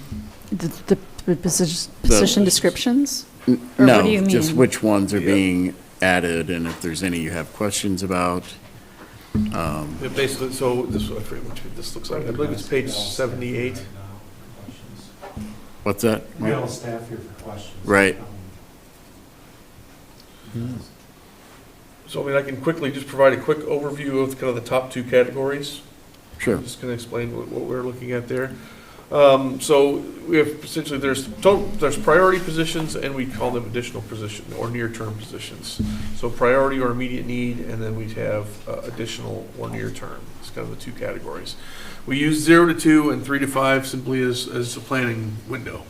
There is no other science other than we had to break them up, so that's kind of what we picked to get them something to take a look at. So there are, within each category, there are general government positions and public safety positions. We broke it up that way just because we feel that that's, in terms of some of our restrictions in terms of what we can do with positions, we felt it was helpful to kind of have those into those two categories.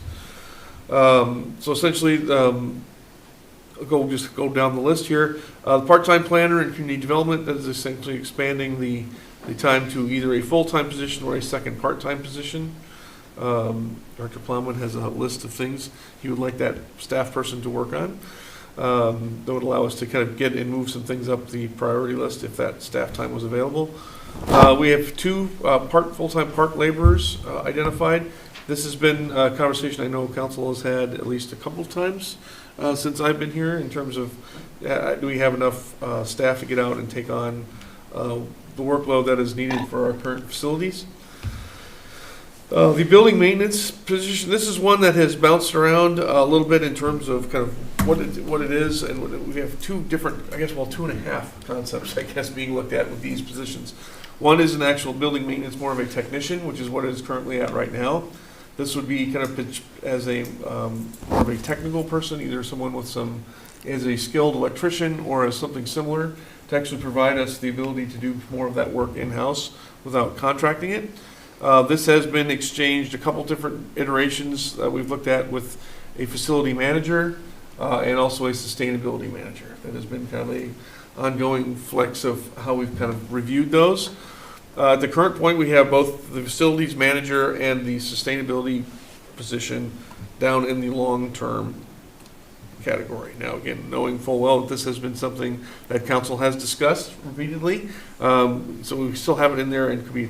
We do like the ideas, particularly of the sustainability corridor being part-time, the possibility if there would be the ability to partner with another community or organization to share that individual, if there was a possibility to do that. Question. Can you explain to me that there seems to be an overlap I can imagine there being an overlap between building maintenance and facilities manager. Can you define those two and how they differ? Certainly, we haven't gone all the way down a deep dive Sure. and generating job descriptions for these, and they've been a little fluid as we go. The maintenance person, more of the technician, is more of I won't say a base level position that can actually provide physical labor assistance that we need for a variety of services, including not only if that's retaining, if we don't proceed with a new facility, we're seeing, as Director Haudecker said, we're seeing an increase in maintenance issues and needs, so that we see this person being able to assist with that. Or if it is going on to the new facility, there will be new technologies and new things that this person would probably need to be aware of to take on and do that. So more of a very much a hands-on, get out there, do the work that needs to be done. Facilities manager would be more of an individual who is kind of seeing from a global standpoint, what sort of work is needed to be done, scheduling the work that needs to be done, looking at identifying different alternatives for getting something done, being more of a management strategic level position in terms of the best way to analyze and implement oversight of our facilities. And then obviously the sustainability person is some person who would have that level of maybe in between the technical expertise, but also some oversight, generating options on what is the best way to go in and identify, what is the best way to take on some of the issues that we need this person to take on from a sustainability standpoint. So, The facility manager to kind of oversee all the buildings and maybe kind of looking into all the new state or federal grants and looking at those type of situations. I think that was Mary's. That or the sustainability position. It would depend on how that would come out. So. And then free up Brad too, so he would have to oversee all of the different buildings. So building maintenance versus facilities management. That was my question. Yeah. So facilities management is more of a portfolio, how we manage our portfolio of structures, whereas building maintenance is more Doing the work. doing the actual work. I imagine the manager would still be on it too. Yeah. Do some stuff. As far as, Speak up, Mark. So again, we have not fully defined exactly what those positions would be, but on a very high level, though, we see those would be the differences in those types of positions. So I would just say on the building maintenance position, and maybe Dan could speak more to this position, but my understanding is the buildings themselves internally need more attention, need more maintenance, more cleaning, that the contract cleaners don't get it as clean as staff would like it for when they have the public come in for programs and just in general. As far as City Hall, I'm not aware of any. Community center too? PD? I think it was on the Community center, senior Okay, center? yeah, that's not under our contract. Oh. I believe Ryan has expressed that, that concern that, I think he just recently switched contractors too, so we're not seeing that at City Hall. If we do get a second facilities maintenance person, that's essentially a second person of what we have now, and it looks like it's at 52,000 in there, so it's $25 an hour. If we are seeking somebody that has an electrical or a plumbing background, that jumps it to a master's level, more like $35 an hour, $37 an hour. So what's in there now is probably the minimum. Regarding a facility manager, I could see something like that if we do build a new building, because we're going to have new technology components in the facility, and then an overall facilities manager for all of our city facilities. That person would oversee that. So if it's the operating budget referendum, and if it's a facilities maintenance person associated with that, it would be more of a hands-on working position. So we could possibly get rid of the City Hall cleaning contract if we have a second person. We had a hard time doing all that with all the other work, and that's why we went contract services a few years ago. So. I mean, to some extent, exactly the details of what these positions do isn't as important as putting a dollar figure on what we want to ask For right now. Yeah, I mean, for right now, yeah. yes, right. But we do want to know if there's any cost savings or any revenue stream that might be associated with that. I agree, yeah. And so my point might be with sustainability, I always thought sustainability has a great potential for saving money. The less energy, less water you use in the sewer, the less you have to pay. And there are going to be a slug of grant opportunities that are going to make themselves available in the very near future. And having someone on board who can really jump on that would be fairly important. And I think it's something the public would relate to and support. And having that as part of a larger referendum, that might give you a talking point for support. Right. So as you build your description of what that position can look like, I would very much advise you to look at what the revenues or cost savings might be. And I would actually add to that, and not only for the immediate time, but over a longer period of time. Because I think there are some cases where, from what we've seen, that would make sense in terms of like energy savings and other things, that there would be that savings. But there would also be, in some cases, there's concerns over maintenance costs and other things that once we get 7 to 10 years down the road, what happens if technology changes or anything happens. So making sure we've got a good understanding on what that actual revenues and savings could be.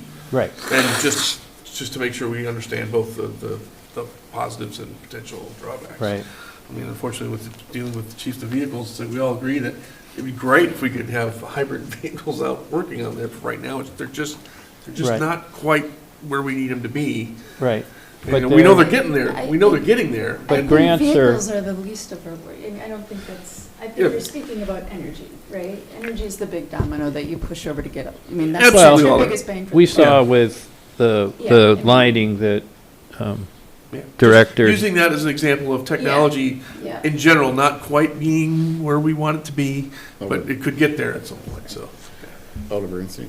Yeah, just the work we did with the sewers and how that reduced I&I, Mhm. throw that out there. What is it? You know, that was a very solid cost savings, and that kind of analysis and potential, I think, could lead into Absolutely. making this position Absolutely. really valuable. Alder Humphreys. Dan, can you speak to, like, up to this point, we've been leveraging a significant number of grants as it That's right. relates to energy savings, sustainability. Many of the things that you're referencing that would be available with the sustainable FTE associated, which I think we've been leveraging all the way back to when we had Janine here, who was bringing in a lot of that money when we were retrofitting both lighting as well as windows and a variety of other building envelope and capturing lots of grants. I'm not sure, are we missing out based on our current staffing of capturing things that we're not able to capture? I would probably say yes. We have limited staff in our department, and sustainability is not under my purview. It reports to Neil. Brad has been helping out with that for quite a while. I know Thor's on board now. He and Thor communicate quite a bit, but you know, what we can't do in-house, we seek assistance with our engineering firms as well. We're more of a public works slant, but we apply for a lot of grants, and we get a lot of grants in public works. I know Brad has applied for some like LED grants, you know, whether it be for facility upgrades or now streetlights. You know, some HVAC grants, but I think with everything that we have going on with our campus facilities, as well as the Public Works Garage, I would say there's probably some grants we're missing because we're doing a lot of maintenance, a lot of upgrades. And if we, you know, let's say we delay putting off the construction or reconstruction of City Hall, we're going to need probably to pay attention to those grant funding opportunities for current structures right now. Then again, if we do build, we have to stay on top of the technology of the new facility. So, yeah, we need to address grants. I mean, we do a good job now, but there's probably more out there that we can go after. And I think the key thing that you mentioned there was a difference between a sustainable FTE versus a person that assists with grants. Because right now, like, who fills out our green tier legacy? Doesn't Brad do that? That's Brad probably and Thor. Brad and Thor that take care of that. I mean, there are key items that I think, although it might not be out of Public Works, but I think there are elements that clearly fall within Public Works just because the nature of the business. Right. And with our facilities that just naturally fall there. And I know this goes backwards in time, something a couple might remember some of the comments that I had many years ago, like, I don't think sustainability should be a standalone item. Right. It should be baked into everything that we do. And, like, I'm not a big fan of having a person be the sustainability person. It's not one person's job. It's how we do business. So I can't see an individual being a sole champion of all they do is sustainability. Because I think Public Works, for example, is an easy one to point to. I know many other department heads have done this as well, but you guys are living it out in all of the projects that you do, and not only seeking additional grants, but also how do you do your projects in a way that is better in every aspect that it can be done. Yeah. I don't disagree with you. I think it should be part of everything that we do too, but I would just say that if you want to call it a grant writer instead, Right. it's probably going to Exactly. be more money because, I mean, just your average grant writer is a minimum of $35 an hour if you're lucky. And there are a lot of grants out there that we're not able, that don't necessarily, that not only, I mean, Brad, God bless him, has brought in a ton of money for Public Works, but as we get, like, I would hope that we're gonna go after a ton of money that's available for the new facility, as well, because there's gonna be grants available for that new construction, but, if it's sustainably designed. But so you could call it something else, but the bottom line is, we don't have the bandwidth on staff right now to do either one well. Because Brad's missing, he can't do every grant, and there's definitely grant programs out there that we're missing. Exactly. So whether it's a grant writer or a sustainability person, we definitely need somebody doing that. And I guess I would need to know, what are the grants that we're missing? Because it's easy to say we're missing grants. Right.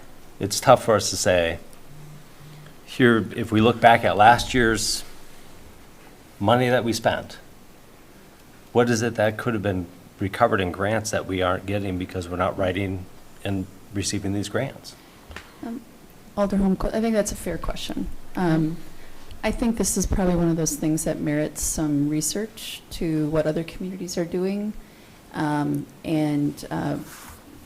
Bernstein and I have already done that, just anecdotally, sidelining, meetings with, for example, Middleton Sustainability Director, who's brought in $2.5 million since she started there, so we just don't know what we don't know, right? So how are they utilizing that position? It started off as part-time, very quickly jumped to full-time when they realized the financial benefits of having someone who was just dedicated to chasing down this money, right? I'm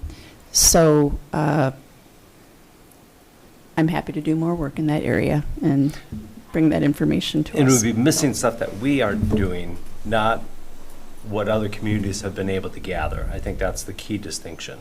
Say that one again. So for example, I think you referenced Middleton. Sure. They brought in X amount of dollars. It would be looking at what is it that we spent last year, and what is it that could have been recovered that wasn't. Because other agencies, they might be going after additional money that we wouldn't have gone after anyway. We wouldn't have gone right. after, or wouldn't have been Right. a good candidate for. Right. I know these same things happen in parks. There's another good example. Like, there's a lot of grants that we go after because we're well-suited and well-matched for certain items, where other communities wouldn't be well-matched. Right. And well-suited. And I two things come to mind. One, I agree with you. Second, I'm reminded of an expression, I think what you're saying is, what do we need to get so that we can continue doing business the way we've done it, the way we do it. And I think about, I think there's an old expression that Henry Ford said, if I had just done what my customers wanted me to do, I would have figured out a way to make horses faster, right? So, there's doing what we've always done to make it better and easier to keep doing it, or maybe we just rethink of a better way to do business, which might include something that we haven't thought of yet, so. Yeah. Go ahead. Sorry. Go ahead.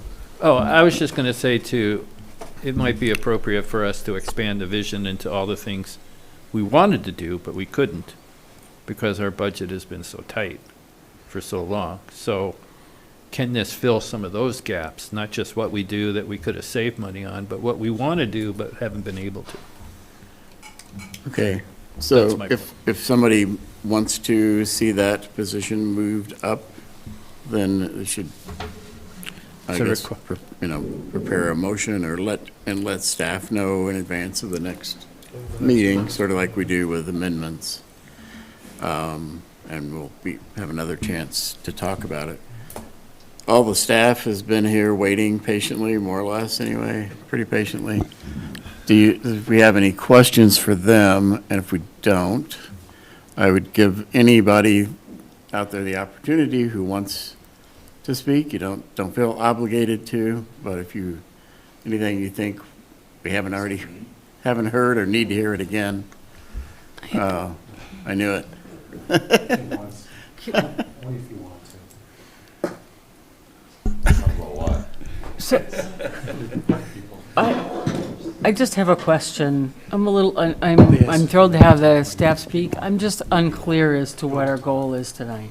Is Yeah. this just a general conversation about what we like and don't like, or are you looking for? But it seems more urgent, though, because we have to have it figured out by next meeting, right? So That's, the goal is to have a bottom line number, right, after the next meeting. So, I don't know if, we can't tell them what that number is right now. I'm not hearing, it sounds like, with the exception of one or two positions that aren't in the priorities, that everybody's okay with the positions that are in the priorities, and everybody's okay with the comp package and all the other non-personnel costs and so forth. So When you say we're looking for a number at the next meeting, you're saying you want us to vote on, we're okay with anything less, anything, we're just going for the operating, right, right? yeah. Okay, so whatever that number is, if we said we're okay with it, and not to exceed 3 million, Right. is what you're looking for next meeting. Yeah, I think that's what staff is looking for, although obviously, if we have changes in any of the particular items, we want to bring those forward. But yeah, that's the goal. Mayor? Yeah, I think Miller would like to have a number because they need to start planning this campaign. That's the point, right, Neil? Absolutely.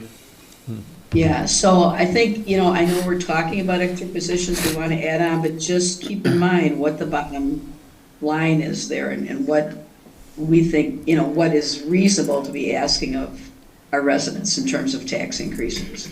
But yeah, they would like a number by the end of February, so. Right. Alder Holmquist? Do you want us to just list out our questions regarding the different positions? Because that might be more efficient of staff's time, Sure. Yeah, if that's so. sure. Absolutely. Doug? The specific question that I have for you regarding the part-time planner is, can you speak a little bit about the increases and expectations for this role and why it's needed now? We went from a full-time planner that had some economic development portion to it, that then kind of got adjusted over the last few years. And then we added on an additional part-time planner. And now this request would be either to move that person up to full-time or add an additional. Can you speak to what is the increased demand? Because I know there's going to be someone out there that asks, we don't have a bunch of green fields, so what's the additional demand on the planning department as it relates to this for the need?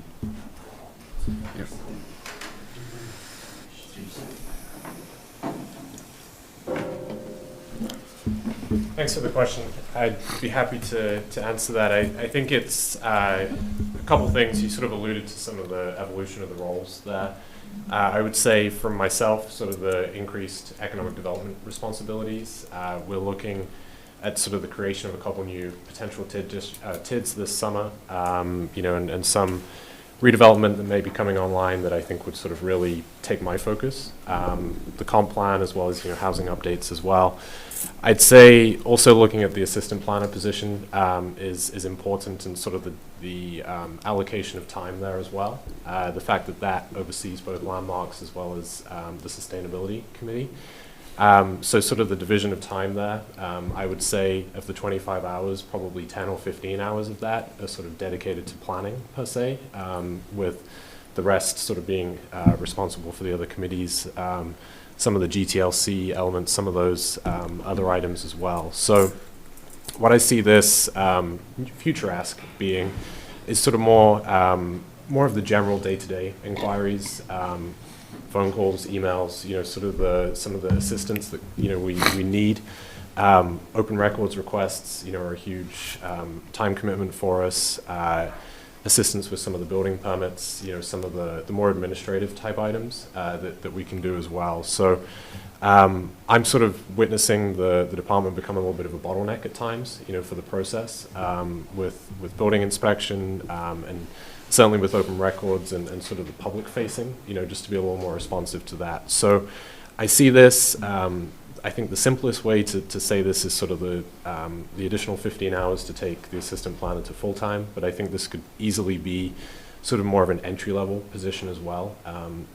We're very lucky to have the individual in the position we have, but I would say that some of the tasks that I outlined could sort of be a first-year professional as well, maybe out of undergrad or just out of the master's program. So sort of the changes that I've seen, but I think also just to be able to provide that better service to the public as well. Could I just add to that? Sorry, I was just gonna, I don't know that everybody's aware that the planning department has also taken on the short-term rental administration, which, again, there's a revenue side to that as well, but that's nonetheless, that's a significant time commitment as well. So I just, if anybody has seen Doug's desk, and it's insanely organized. It's not. It's just. There's just. I mean, the development activity in Monona is not slowing down. The amount of interest in Monona, it's a good thing. The amount of interest in Monona and the infill development that's available here is something that obviously is very attractive. So. And I just would add one note to that. Doug, correct me if I'm wrong, are there 6 different meetings, committees that you staff right now? Not that high. Joint Review Board, CDA, Plan Commission, Plan, Landmarks, ZBA. Sustainability, ZBA. I'm sorry, I'm a little low. I think it's probably up to 7. Well, a couple went to assistant, but so there have been weeks since I have been here where Mr. Plowman has had a meeting every single night of the week that he has had to cover. So, yeah, some extra help is definitely warranted, I think, in that department. Okay. Brian, did you have more? I do. Yeah, go ahead. The Parks one I didn't have any questions about. I think it's addressing what I think we've heard for a number of years is just like the ability to maintain and upkeep our parks from a labor standpoint has just been understaffed for many years, and I think that's adequate. The question I had for... Hey, Daryl, hold just a second. I think the mayor had her hand up, and I didn't, I'm sorry. Didn't see that. wait. Mayor? I just want to add something about the planning position. 2 things, really. I don't think it's necessarily been decided that planning is going to be completely administering the short-term rental program. But however, they have been involved in the initial setup, certainly, and are still involved. Yes, absolutely. And then in terms of the current part-time position there, that's primarily part-time because how we got the funding for that position is when we did some reorganization in the front part of the office, realizing we didn't really need someone, a full-time receptionist there anymore. It's being covered by other people because of changes in the billing for the water utility, for one thing. So we hired at the level at which we could afford it. I guess it didn't necessarily mean that we didn't need additional hours, but we could only afford to pay for 25 hours a week. So I think we've always known that there's still a need for more time because it is really busy. So just wanted to say that. Thanks. Alder Holmquist? Yeah, next question is for Jerry. And this had to do with somewhere, page 82. It talks about the estimated increase of the cost of this program, which is the paid on-premise program. Update would be $93,000, as we've already budgeted $86,000. So are you saying that's an additional 93 in addition to the 86 already? Yeah. Or the difference between the two? no, it would be an additional. So currently there's going to be one person online wanting to hear you. Yeah. Alder DePulo might watch it later, so maybe 2. So currently in our budget, we have 3 pots of money for our paid on-premise, paid on-call. There's the paid on-premise bucket, which, 37,000? 46,000 for the paid on-call, and a $3,000 bucket for EMS paid on-premise. So we have EMS-only folks. They're paid out of a different bucket. The proposal is to combine all 3 of those into a single bucket and add to that to increase what we're paying folks to stay at the station. The demographics of the department have changed in recent years, so paid on call made a lot more sense when 70% of the department lived in the city. Right now, we're closer to 25% of the people living in the city. So you don't get the paid on call response. So I need to have the people at the station, which is the majority of the folks that are volunteering now. I would just note, Alder Holmquist, that I brought up this increase, the paid on premise increase at finance, because of, if you look at it, currently we're paying either $30 or $45 per 12-hour paid on premise shift. And this proposal would take it up to, I think, 96. 96. It says 100, but anyway, close enough. So about either a doubling or tripling of the amount. The chief has said it's based on experience from other departments, and my request at finance was I'd like to see some documentation on that. Like, do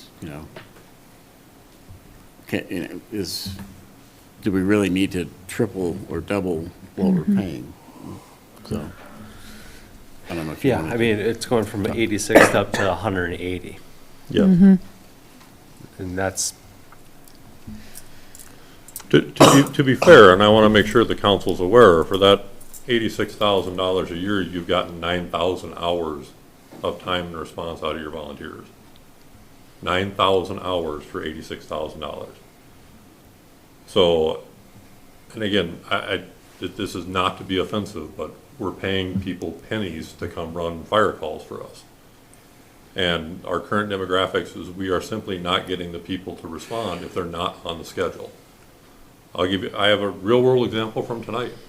Medic 60 was paged out. We're at minimum staffing. They took a call, which is great. While they're on a call, we get a second call. Med 5 came in onto Monona Drive while we were sitting here tonight, and they paged out engine 2. I had 0 responders. None. I've got Dan on tonight, which is great. He was able to go and save the apartment door from being broken in because Madison doesn't carry our Knox box keys. But if Dan wasn't on shift, they would have broken the apartment door because the person was down, they couldn't get to the door. So I've got to figure out a way to incentivize people to be here, because our paid on call, yeah, the pager goes off, but most of our volunteers live outside the city. They're simply not going to respond for a fire assist for an EMS call. You're talking 10, 12, 14 minutes for them to get here, get the truck, and get to the scene. We had a call last week. Med 14 was called in. They paid for an engine. It was an individual who needs multiple people to lift. We ended up having to call engine 14 to come in because, again, I just simply, there's no volunteers on. That's a Madison engine. Yeah. Which in this case was very necessary. It's an individual that needs 6 people to lift them. So I'm happy to provide documentation. I can tell you our paid on call amount is in line with what other agencies pay across the county, the $15 per call. That's what Cambridge pays. That's what Marshall pays. That's what Stoughton pays. What they get with that is when you go to like Cambridge, most of their folks live in the city. They live there. It's a requirement to be on the fire department. You're required to be in the city or work to be on the department because they can't pay people to staff the station. So I'll reach out to the other area departments that have the paid on premise program, and I will have documentation for you.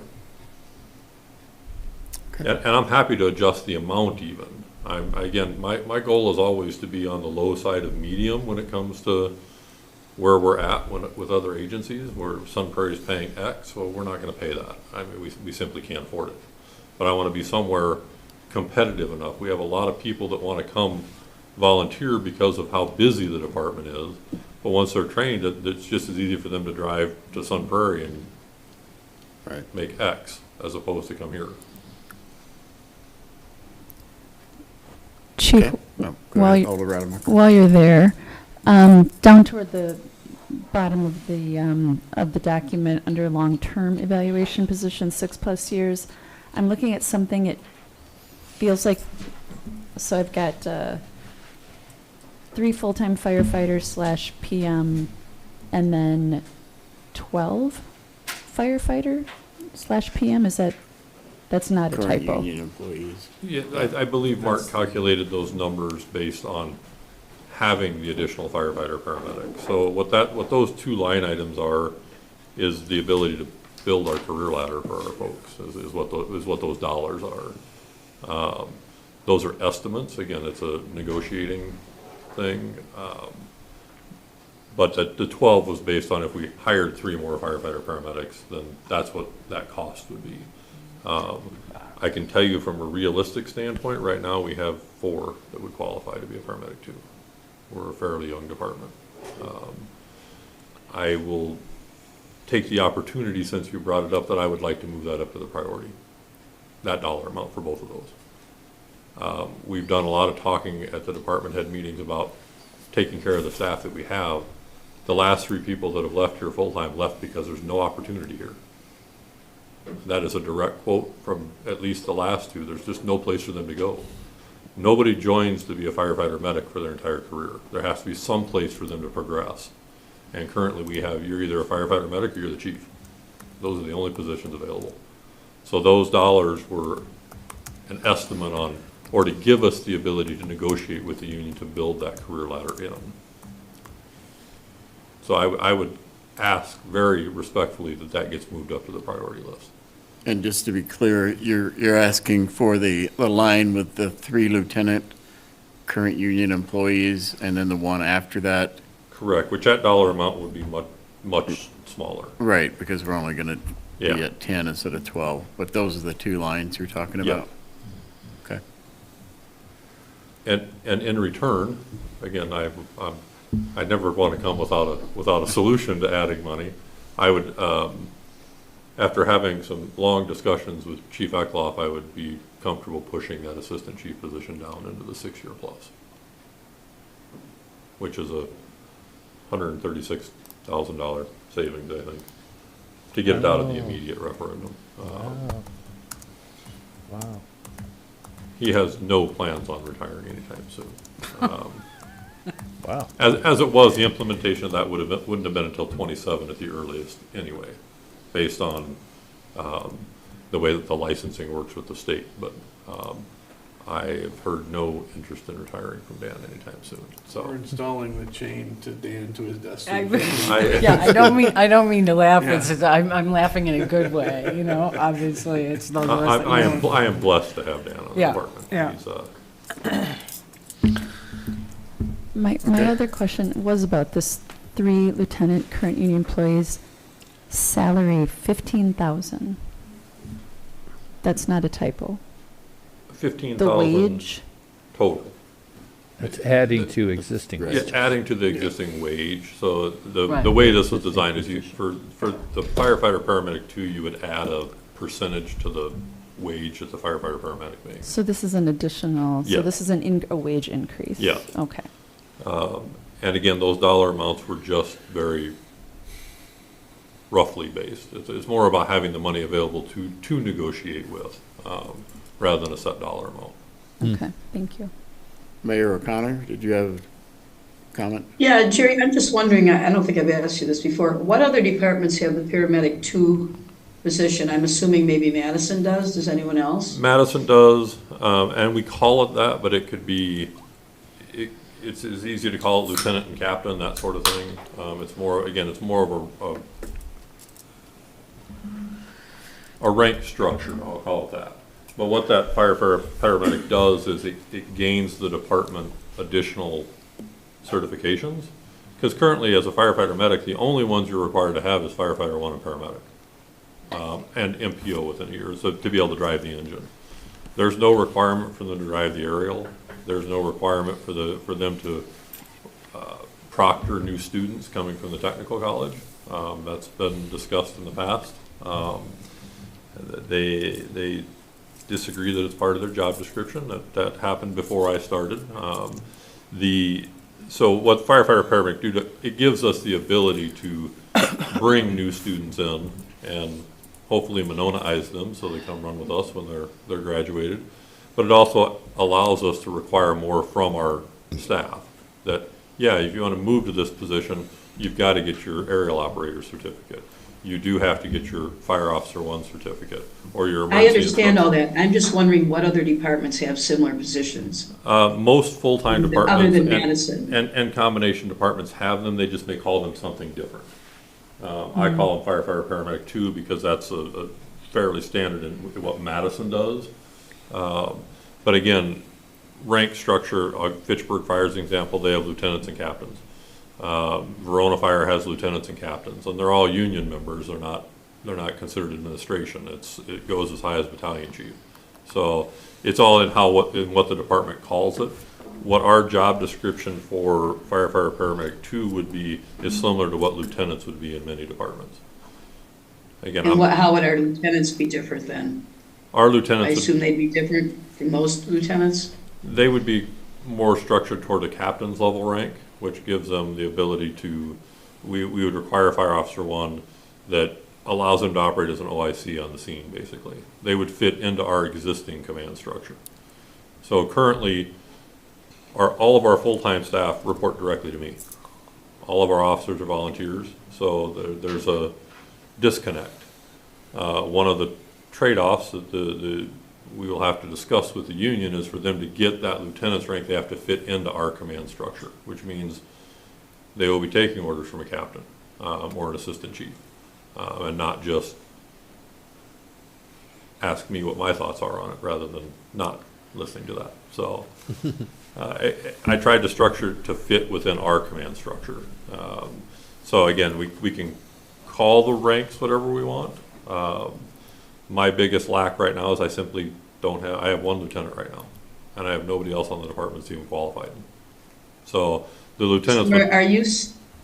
Are you saying that right now, the current lieutenants who are, there's only 1 who's a volunteer, our firefighters don't take orders from them when they're at a fire or whatever? If they're at a fire, that's different, but a lot of the time spent is not at a fire scene. So if I have an OIC, they don't have to listen to them. If something needs to get done, our staff is really good about getting stuff, but there is a friction because I don't report to you, I report to the chief. We're trying to finish the melding that started in, I believe, 93 is when the combination portion of this started. So part of building this ladder is to fully integrate the full-timers in with the volunteer staff. Alder Holmquist? Neil, I just want to be sure I'm looking at connecting the right dots here. On the table, the paid on premise and paid on call, is that what's listed as intern program? No, that is a completely separate program. That's under other personnel-related costs. See, Alder Holmquist, that line item that we referred to is actually on the tax impact worksheet right now. So Right. it's not listed in the positions. It's As not, it was originally. We moved them out there to keep it, so the current version of the new positions is solely actual new positions for them. Right. And in those top 2 categories. Okay. So the impact of that program is included, but it's included in the tax impact worksheet. But that shows 101,000 increase. That's me rounding. From 93 to 101? Well, it was from 90-something to 101. I was rounded up a little bit based on some information at the time. Because the 86 is already there. Yeah. Okay. I'll give you the well, this is the new. 5% difference. This is all new money, though. Yeah, the This 101 is new money. Yeah, on top of the 86. Yeah. Yep, that makes sense. Okay. It was just ironic that the intern program is almost the exact dollar amount, 179,000, which is the exact same amount as the current budget of paid on call, paid on premise, plus the new 93. That's what had me looking at that number. Oh, the 101 is the FICA. That's what it gets to, that's where it's. th- So if you had what the salary was in FICA, it gets to 101. Okay. Okay, that helps clarify Yeah. a little bit. And I think,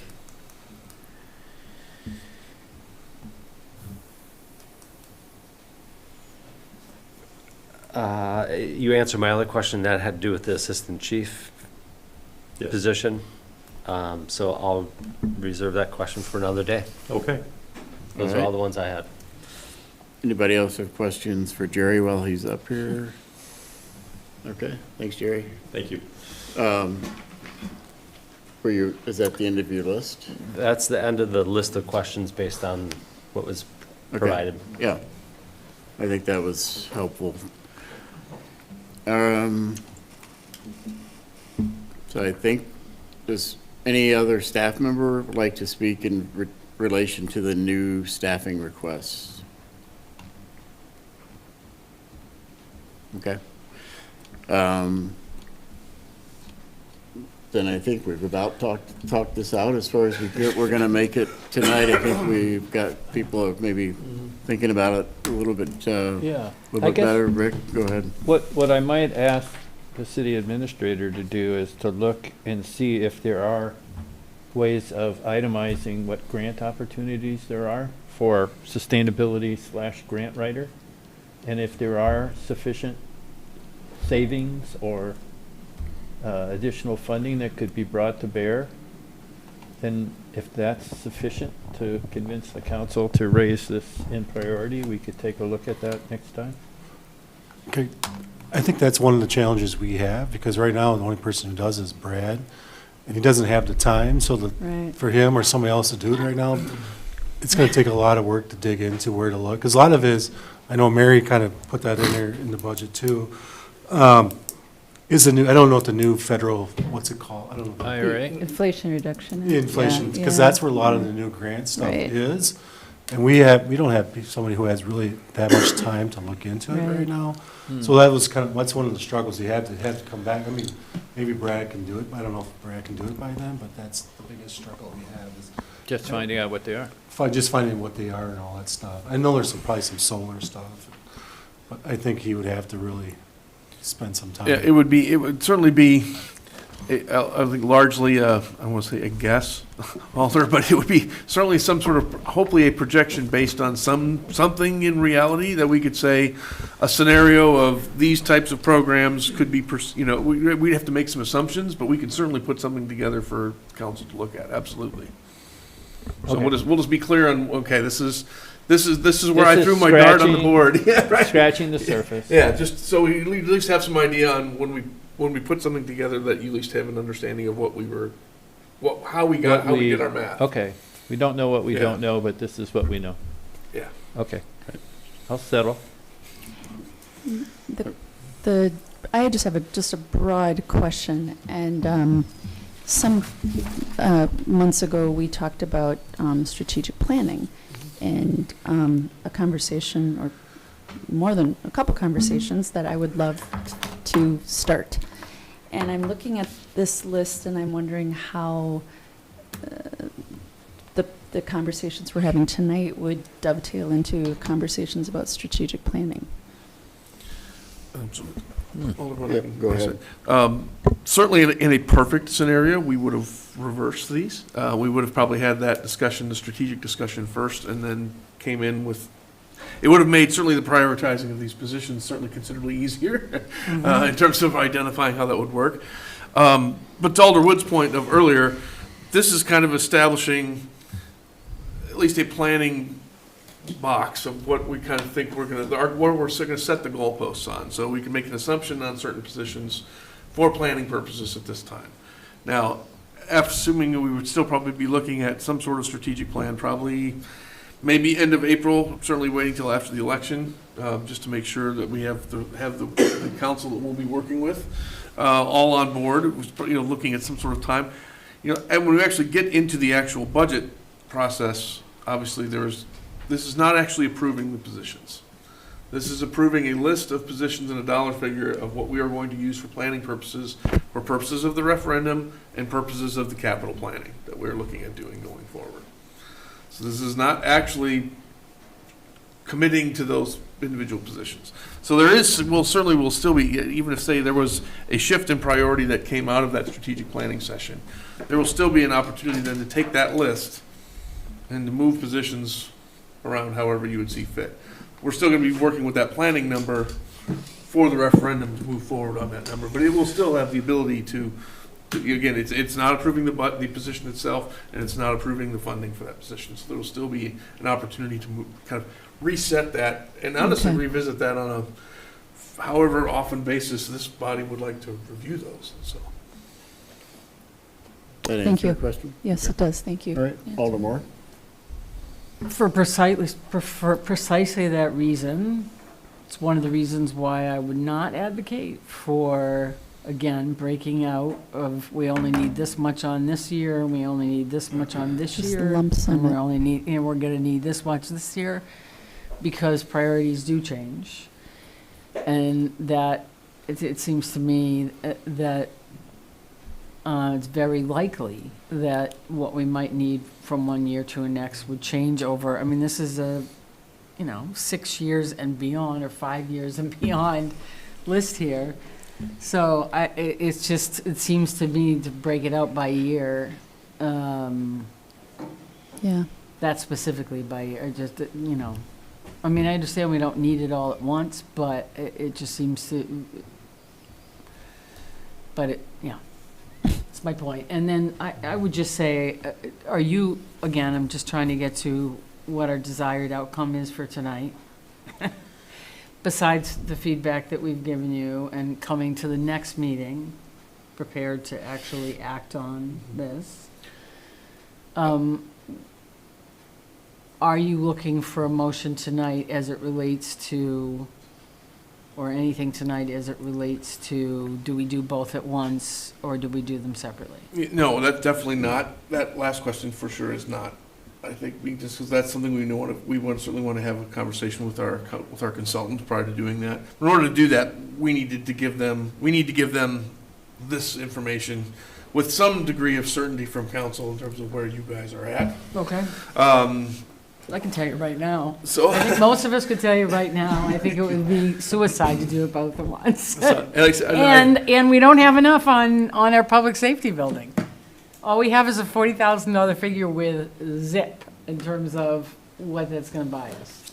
So to me, it just seems like, and not to mention the fact that one is an operating referendum, which is which is binding, and the other one is advisory. So I just think to do them both at once would be. Yeah, I think staff would probably largely agree with that, Aldermore, but we're gonna hold out, talk to the expert first, and see if maybe they have come up, they've got a strategy or something that we had not thought of in terms of how to present it. But I think in terms of I think we have what we need. I think for tonight, I think what we need to do is probably come back and take this and maybe present it as maybe 2 or 3 alternatives in terms of kind of the tax impact worksheet, breaking that down to saying, if you go just these things, here it is. If you go these things, here it is. Even certainly the positions itself are certainly, there can be some moving of those as you go, but I think the overall number, as long as we're getting it close enough in the actual tax impact worksheet. So by the next meeting, I think it would be certainly asking finance and personnel to say we want to go with alternative 2, which includes these things with 1 or 2 personnel changes, if that's what they want to include based on what's here today. And that's what we're going to recommend to council. And then council can look at it and either take that alternative, or they can evaluate, certainly use one of the unselected ones, or certainly come up with one on the fly if we have to, in terms of what could be the overall number. Yep. Yeah, I think we made good progress, kind of ground through some of it, and hopefully be able to, come up with a bottom line number next time. Yeah. It's an enormous question. If you feel like this is a little bit overwhelming, staff has been working on these and adjusting these almost every other day for the last probably 4 or 5 weeks in terms of trying to dial this in. And like I said, just when we think we're finally making some progress, Mark comes up with something else that we have to pay for that he has to tell me we have to add back in. And it's like, oh, shoot. So we go back up a little bit more. But again, we're certainly trying to present as realistic a picture as we can. I do want to just kind of real quick here, let me grab this one screen here. Let's see if I can find this. Although I think I've shared this previously. I'll put it up on so everyone can see. This is kind of what we had talked a little bit about a while ago, and I think certainly definitely at finance and personnel, but here's also what we're talking about here. So in terms of how we were looking at these and how we put these together, number one was certainly funding the compensation plan. We think that that's pretty critical, and I think most of the feedback we've heard from you as alders also is consistent with that. The cost of living adjustments kind of going forward, we also feel that that's important. And also just in terms of otherwise, if we don't do that, we're immediately back in the same situation we started with before we would actually get a referendum. We would be probably looking at either eliminating positions or cutting services if we aren't able to sustainably do that going forward. The third one were kind of some of those required contractual services that are in many ways cost to continue, but also some just increases in costs for some of those positions. And then number 4 was that we had as identified as, the new positions. So I think that's still kind of our priority list, I think, in terms of how we're looking at these things. Then we had Civic Center Public Safety Building as a question mark on the bottom. So we're looking at certainly, because while it is 2 separate referendums, we understand if they was all done at once, we certainly understand the impact of the tax bill. It doesn't matter if it's capital or operating to the taxpayer, it's simply coming off of the tax bill. So we're certainly still looking at that. I think in our staff meetings, we've talked about the importance of the compensation plan. Really, I think there's definite concerns, and certainly from department heads, but also certainly from me, that if we continue to repeat the situation that I know Dan has had to deal with in his department here this past year, of looking at having to pay, seeing someone of a significant amount of experience walk out the door, having to pay someone with little or no experience at or more than what the position was that we just left was, and also losing the efficiency of all the skill level and institutional memory that went out with that person.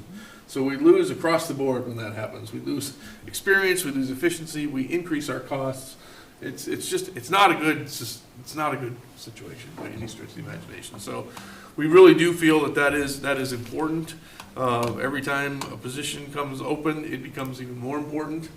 So in terms of our ability to kind of maintain our level of service that we have for this community, we do feel that is retaining those individuals. So my personal recommendation as to why that was on top is why we think we need to see those where they're at. Cost of living, just those 1, 2, and 3, we think are kind of cost to continue is kind of how we're treating those. I think. I think we'd certainly like some new positions if we can get them in there. Everybody would love a new facility, but I think in terms of the order of priority, that's really what I think we're looking at. Okay, well, that is kind of a good segue into the next agenda item, unless anybody. So, actually, I have one more thing. Sorry, I just, you started out by asking if any of the staff wanted to say anything. Yeah. And then Jake came up to sit in front of the microphone and was clearly going to say something. And then before Jake got a chance to say anything, Brian started asking his questions. So I just wanted to give our guest of honor tonight an opportunity to say, or anybody else on the staff, an opportunity to say something because it didn't happen. And God only knows they've been sitting here all night. I don't think you could hear that was the problem. Heard enough. Well, it's getting late. Yeah, Yeah, it is. I'd like to say this about the compensation plan, and I would challenge this board to start having difficult conversations with our residents about the values that this community has. And that I don't think it's a question of implementing the plan if a referendum passes.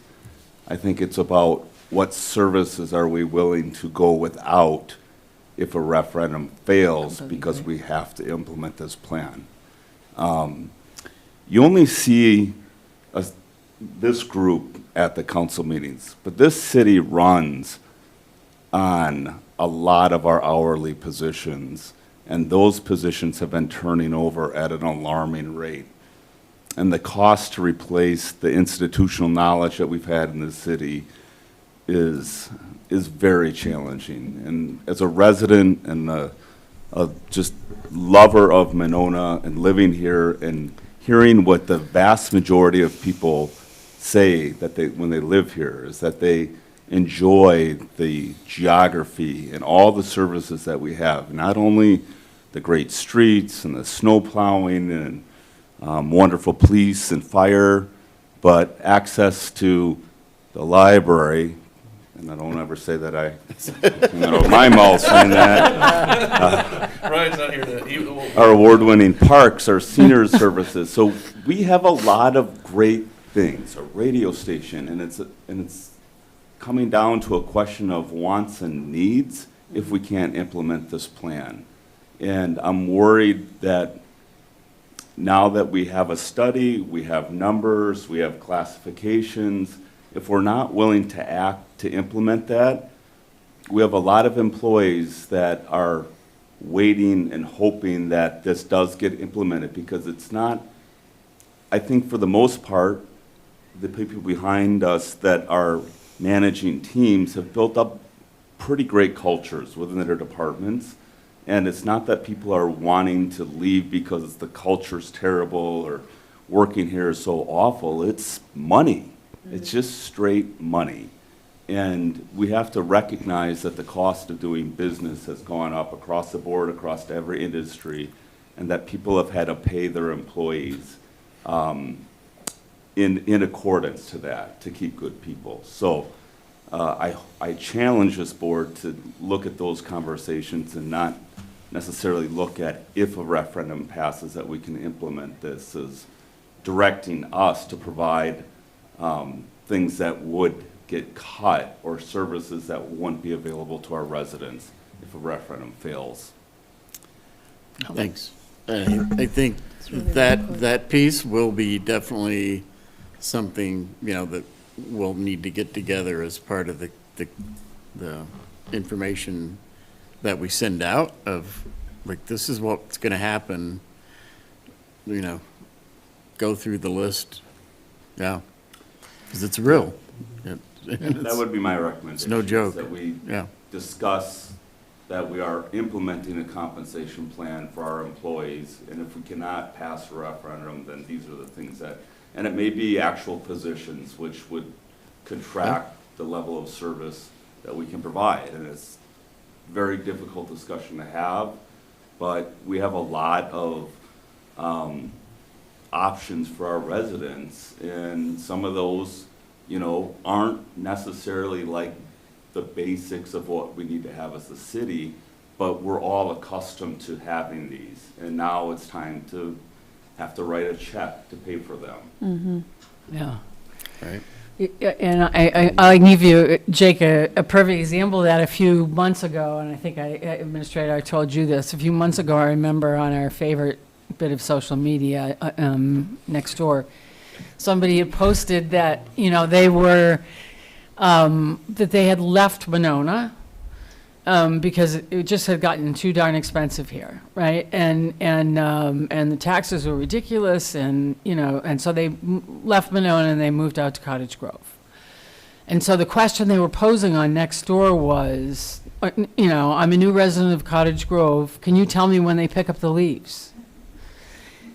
And the response, of course, from everybody on Nextdoor was, they don't pick up your leaves in Cottage Grove. And, we take a lot of services here and programs and even our aging facilities for granted. Mm-hmm. And I think you're absolutely right that we need to, you don't get this kind of community. And as I say all the time in my consulting business, the city's greatest asset is not its real estate, it's its staff. And so, I couldn't agree more. Thank you for the time. Yeah, thanks, Jake. All right, then I think that is a good segue to move to item G, consideration of resolution 24-2-2667, adopting an employee classification and compensation plan from the Finance and Personnel Committee. City Administrator, do you want to do this, or? Absolutely. I mean, I can summarize it if you. Whatever you'd like. Alderman. Sure, I'll take a crack at it. Yeah, so this is basically we've all seen the compensation study. This is adopting that study, that plan, using the open range merit option with a pay philosophy that we would be at the 60th percentile of the market range. That language is going to be tweaked before we see it next time. So that's. So we can hand that out if we'd like. Oh, okay. We actually did update the language. So. Yeah, the only tweak was to make it clear that it's 60th percentile of the market range, not 60% of the market rate. So, because that kind of sounds like we're going to pay below market rate. So this is the plan. I don't know. Neil, did you have anything else you wanted to add? Yeah, this essentially the resolution and the plan is as you had seen previously. Again, kind of all the key areas that were identified, I think, are pretty well defined in the resolution that Leah has prepared. She is still hanging in there and available if anyone has any questions. But as at this point, this is the the key areas of focus that we talked about are all incorporated into the resolution and into the plan document. We'll be available for any questions. Alderman. So I just have a question in terms of the way this is written, and then further be resolved. So this is just expressing our intent. So this is to say, this is the plan that we want, and if the operating referendum doesn't pass, it doesn't happen. There's nothing in here about. Just intent, yeah. It's adopting the plan and expressing the intent that we would implement it in 25, but obviously we have to, the referendum has to pass. Right. If the referendum doesn't pass, we would not be able to fund the Right. compensation plan. It just doesn't really say that directly. It says that obtusely, so that's why I was getting at it. Okay, well, that could be tweaked. Well, I don't know. It says based on the outcome, Yeah, it does say that. but that, to me, that's a little bit, Yeah, I see what you're saying. It's kind of burying the lead. And Director Anderson's point, if you could, there could still be an implementation of the plan if other adjustments to the budget would be made. Okay. So okay. that would certainly still need to be addressed. So, anybody have any questions or comments on this? If not, I think we can let Leah go to bed. Yeah. Thank you, Leah.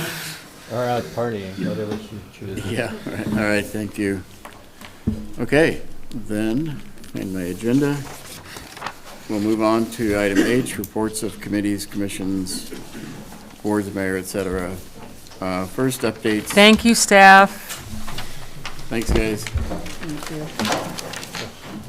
Updates on discussion, updates on diversity, equity, and inclusion efforts. Anybody have anything to report? Meeting is so long. I'll just say that the DEAB the report recommendations implementation team is wrapping up. We had our final meeting a couple weeks ago, and we're just sort of tweaking final documentation, which will be brought to council. Okay. And ideally meeting with administrator soon. Good. Just a couple of items, Alderwood, real Yes. quick. Just reminding folks that there's an interview with Focused Interruption on the VMO show Tuesday and Wednesday at noon and 3. It's a great interview that Will's crew and some of his volunteers have done. So make sure and check out that show if you get a chance. Focused Interruption is focused on reducing gun violence and kind of reintroducing people back into better situations. They do a really nice job. Anthony Cooper, who I know personally is a super great guy. Please, check out those interviews if you get a chance. Thanks for the heads up on So we had Risking Everything, Freedom Summer as a presentation at the library on Saturday, February 10th at 2 p.m. Check that out as well. Also, the library does have a current display of Black History Month books out on display right now. Yeah. So please check those out. As part of the self-discovery weekend that MESBA is hosting, Discover Monona is hosting, folks have heard about that. It's lots of a coordinated effort for multiple businesses throughout Monona, just doing some really great kind of self-care kinds of things. And all to different, really a great little business development. The Ho Chunk in Monona, Ties That Bind Us, is being hosted by Rock Greendeer and John Greendeer Lee at the Aldo Leopold Nature Center. Coming, I think it's actually on that Sunday of between the 16th and 18th. So I think it's actually on the 18th. They're going to be doing some really great presentations on using ceremonial words for identifying different kinds of trees.